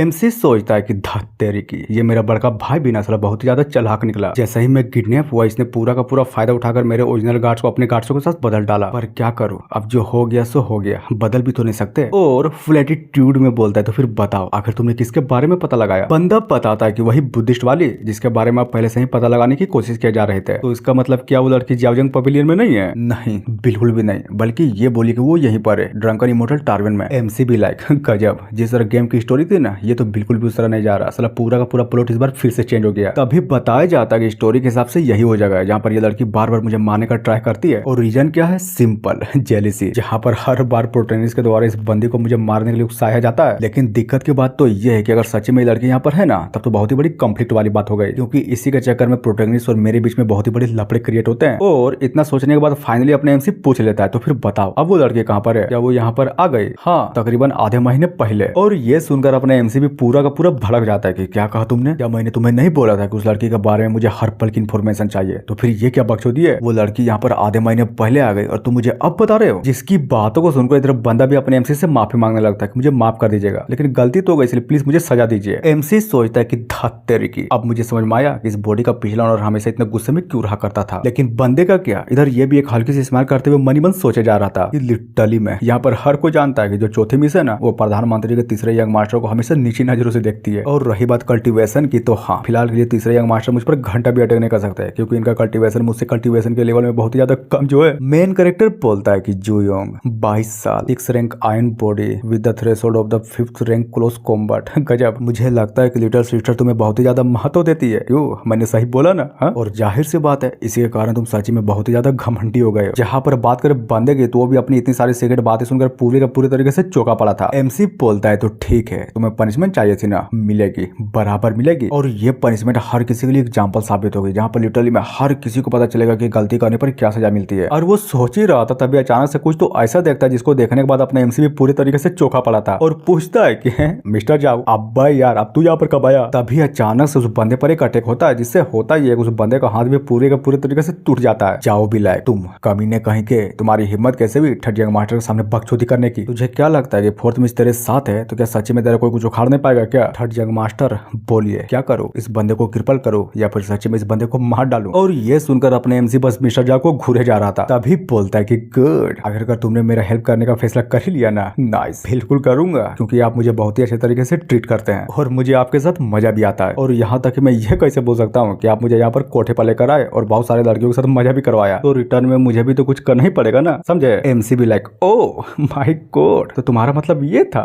गजब। तभी सोचता कि मानना पड़ेगा, ये बंदा तो सिर्फ खाने पीने और गान मारने से मतलब रखता है। बंदा भी लाइक, थर्ड यंग मास्टर जल्दी बोलिए, क्या करूँ, इस बंदे को क्रिपल करूँ या फिर मार डालू? एमसी सोचता कि नहीं यार, लगता है कि ये बंदा मुझे टेस्ट करना चाहता है, ये देखना चाहता है कि किडनैपिंग के बाद में वही बंदा हूँ ना जो पहले था, या फिर बदल गया, या फिर मैं कोई और हूँ। लेकिन मैं भी ठहरा स्मार्ट, मैं इन लोगों को घंटा भी पता नहीं चलने दूंगा कि मैं सच्ची में कोई और हूँ। तभी दरवाजे पर हाथ रखते हुए फ्लैटिट्यूड में बोलता है कि मिस्टर जाओ, मैं इस बंदे को कभी भी दोबारा नहीं देखना चाहता। समझ गए ना कि मेरा बोलने का मतलब क्या है? और ये सुनकर वो बंदा लिटरली में पूरा का पूरा डर जाता है कि नहीं नहीं नहीं यार, नहीं प्लीज मुझे माफ कर दो, मैं गलत था, प्लीज प्लीज मुझे माफ कर दो, माँ कसम इस तरह की गलती में कभी भी दोबारा नहीं करूंगा। और मिस्टर जाओ, अगर तुमने मुझे सच में मारा तो प्राइम मिनिस्टर के रूल के हिसाब से तुम्हें भी पनिश किया जाएगा। जाओ भी लायक, सही कहा, तुमने बिल्कुल सही बोला, लेकिन मैं तुम्हें थोड़ी मार रहा हूँ, वो तो थर्ड यंग मास्टर चाहते कि तुम मर जाओ, मैं तो बस अपने हाथ गंदे कर रहा हूँ और कुछ भी नहीं। और ये बोलकर उस बंदे को वहीं पर लिटरली में मौत के घाट उतार डालता है कि लो हो गया। लेकिन हाँ, आप भी एक बात याद रखिएगा, ये बंदा फोर्थ मिस का बहुत ही ज्यादा चाहता था, मुझे नहीं लगता कि वो इतनी आसानी से शांत बैठेगी। हाँ तो क्या हुआ, अगर वो चाहता था तो मैंने जिस बंदे को मारने का फैसला कर लिया, तो समझो वो बंदा मरेगा। और वैसे भी ये सारी की सारी मेरी मॉम की गलती है, अगर उसने उस लड़की को गोद ना लिया होता तब ये सारी की सारी कांड होता ही नहीं। और सबसे इंपॉर्टेंट बात तो ये है कि ये लड़की भी साला बहुत ही ज्यादा हरामी है, हर किसी को लुभाने का ट्राई करती रहती है, पता नहीं इस बार किस कमीने के पीछे पड़ी होगी। जहाँ पर बात करें जाओ की, तो वो भी अपने एमसी की बातों को सुनकर बस उसको ही खड़े होकर देखे जा रहा था। फिर क्या, अचानक से बाहर से किसी के तो आवाज आती है,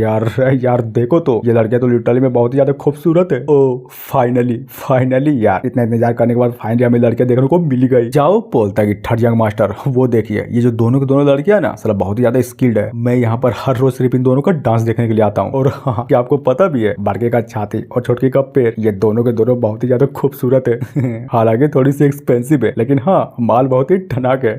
सुनिए ना थर्ड यंग मास्टर, ये कैसा रहेगा अगर आप सच्ची में उन दोनों लड़कियों को अपने पास बुलाए? हाँ मजा आएगा, माँ कसम बहुत ही ज्यादा मजा आएगा। इधर एमसी भी भड़कते हुए मन ही मन सोचे जा रहा था कि धत तेरे की, मतलब सच्ची में ये बंदा अपने आप को ग्रेट एक्सपर्ट बोलता है, छी शर्म आनी चाहिए इसे। और बोल देता है कि मिस्टर जाओ, फिलहाल के लिए मुझे इन सब चीजों का शौक नहीं है, अगर आपको शौक है तो जाइए, आप पूछ लीजिए, माँ कसम मैं कुछ नहीं बोलूंगा। क्या यार, आपकी बातों को सुनने के बाद तो ये लगता है कि आप सच्ची में नहीं चाहते कि मैं वो सब कुछ करूं। क्यों, मैंने सही बोला ना? एमसी सोचता कि बाहर में जाओ, मेरा क्या, मैं जिस काम के लिए यहाँ पर आया हूँ ना सिर्फ वही करूंगा। जाओ बोलता है, एक मिनट थर्ड यंग मास्टर, कहीं आप कल्टीवेट करने के लिए तो नहीं जाने वाले हैं ना? अगर आप सच्ची में जाने वाले हैं तो बोल सकते हैं, मैं आपको कल्टीवेट करने में हेल्प कर सकता हूँ। हेल्प कर सकते हो क्या मतलब, मैं कुछ समझा नहीं। मेरा बोलने का मतलब ये था कि मैं आसपास के क्यूआई को अच्छे से रिफाइन कर दूंगा ताकि आप उसको अच्छे से यूज कर अपना कल्टीवेट कर सके। तो बोलिए क्या बोलते हैं? एमसी सोचता कि क्या सच्ची में ऐसा हो सकता है? अरे बिल्कुल हो सकता है, आप बस बोलिए तो ना, कोई जरूरत नहीं है, मैं खुद ही कर लूंगा। और ये बोलकर अपने एमसी वहां से जाने लगता है कि सुनो मैं नीचे जा रहा हूँ किसी को खोजने के लिए। ओके, अब बातें हैं दूसरे दिन। कोई तो बोलता है अरे थर्ड यंग मास्टर, आप सुबह सुबह यहाँ पर क्या कर रहे हैं? कहीं आपको किसी चीज की जरूरत तो नहीं? और अगर सच्ची में आपको किसी लड़की की जरूरत है तो फिर बताइए, मेरा शरीर आप दोनों के लिए कैसा रहेगा? और ये सुनकर जाओ तो पूरे का पूरे तरीके तरीके से शर्मा जाता है कि हाँ चल जाएगा। लेकिन थर्ड यंग मास्टर का मुझे पता नहीं। एमसी बोलता है कि 2 चीज, मुझे सिर्फ 2 चीज चाहिए। ओ तो ये बात है,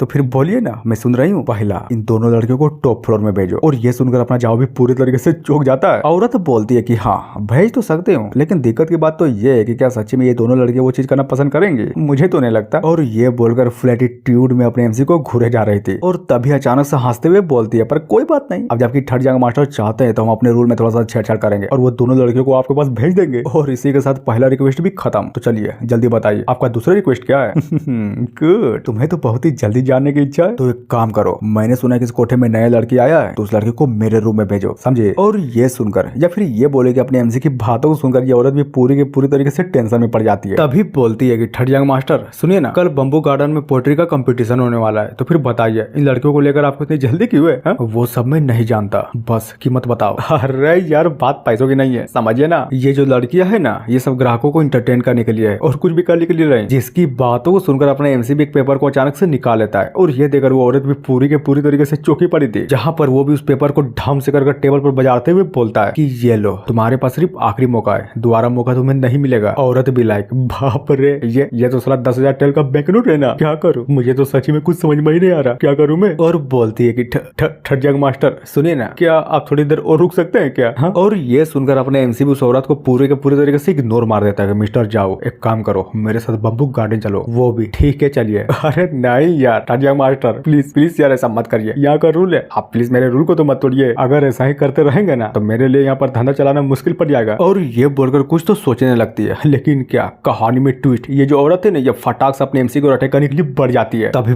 बूम, एक बहुत ही बड़ा धमाका होता है। सीन चेंज होता है अपने एमसी की ओर, जो कि उस हमले के बाद लिटरली मेरे बहुत ही गौर से पीछे की साइड देखे जा रहा था, क्योंकि अपना जो मिस्टर झाओ था ना, उस हमले को अपने एमसी से लगने से पहले अपने एमसी को बचा लेता है। मेन कैरेक्टर यूनियन, क्या तुम बताने का कष्ट करोगी कि आखिर इसका मतलब मैं क्या समझूं? और मनी मन सोचता है कि 1 मिनट, ये औरत ना, हाँ अब समझा। तभी तो सोचो कि आखिर ये इतने बड़े कोठे को अकेले मैनेज कैसे करती है। अगर ये नॉर्मल इंसान होता तो नहीं होता, लेकिन ये तो कल्टीवेटर निकली, गजब। तभी बोलता है कि चलो अब बता भी दो, आखिर तुमने ये क्यों किया? देखो अगर तुम नहीं बताओगे ना तो ये जो आदमी है ना, ये आदमी बहुत ही ज्यादा हरामी है, लिटरली में तुम्हें बिल्कुल भी नहीं छोड़ेगा। वो बताती है कि हालांकि ये कोठा मेरी अपनी प्रॉपर्टी है, लेकिन आपका क्या, आप ठहरे यंग मास्टर, तो बताइए मेरे जैसे का मामूली इंसान आपको मना कैसे कर सकती है? और रही बात रूल की, तो हाँ इस जगह का रूल मिस्टर किन ने सेट किया है, जिसको ना चाहते हुए भी हमें फॉलो करना पड़ता है। एमसी बोलता है कि क्या बोली तुमने मिस्टर किन, अब साला ये चूतिया कौन है? और ये बोलकर जाओ की तरफ बहुत ही गौर से देखने लगता है कि चलो बताओ, तुम्हें तो पता ही होगा ना। हाँ पता है, ये बंदा नोबल हाउस का एक डिसाइपल है और ये पैदा ही हुआ था शॉर्ट बोन के साथ, जिसको लिटरली में हर बंदा जीनियस कंसीडर करने लगा था। और सबसे इम्पोर्टेंट बात, अगर रूमर की माने ना, तो ये बंदा आपके बड़के भाई का सबसे बड़ा वाला राइवल है।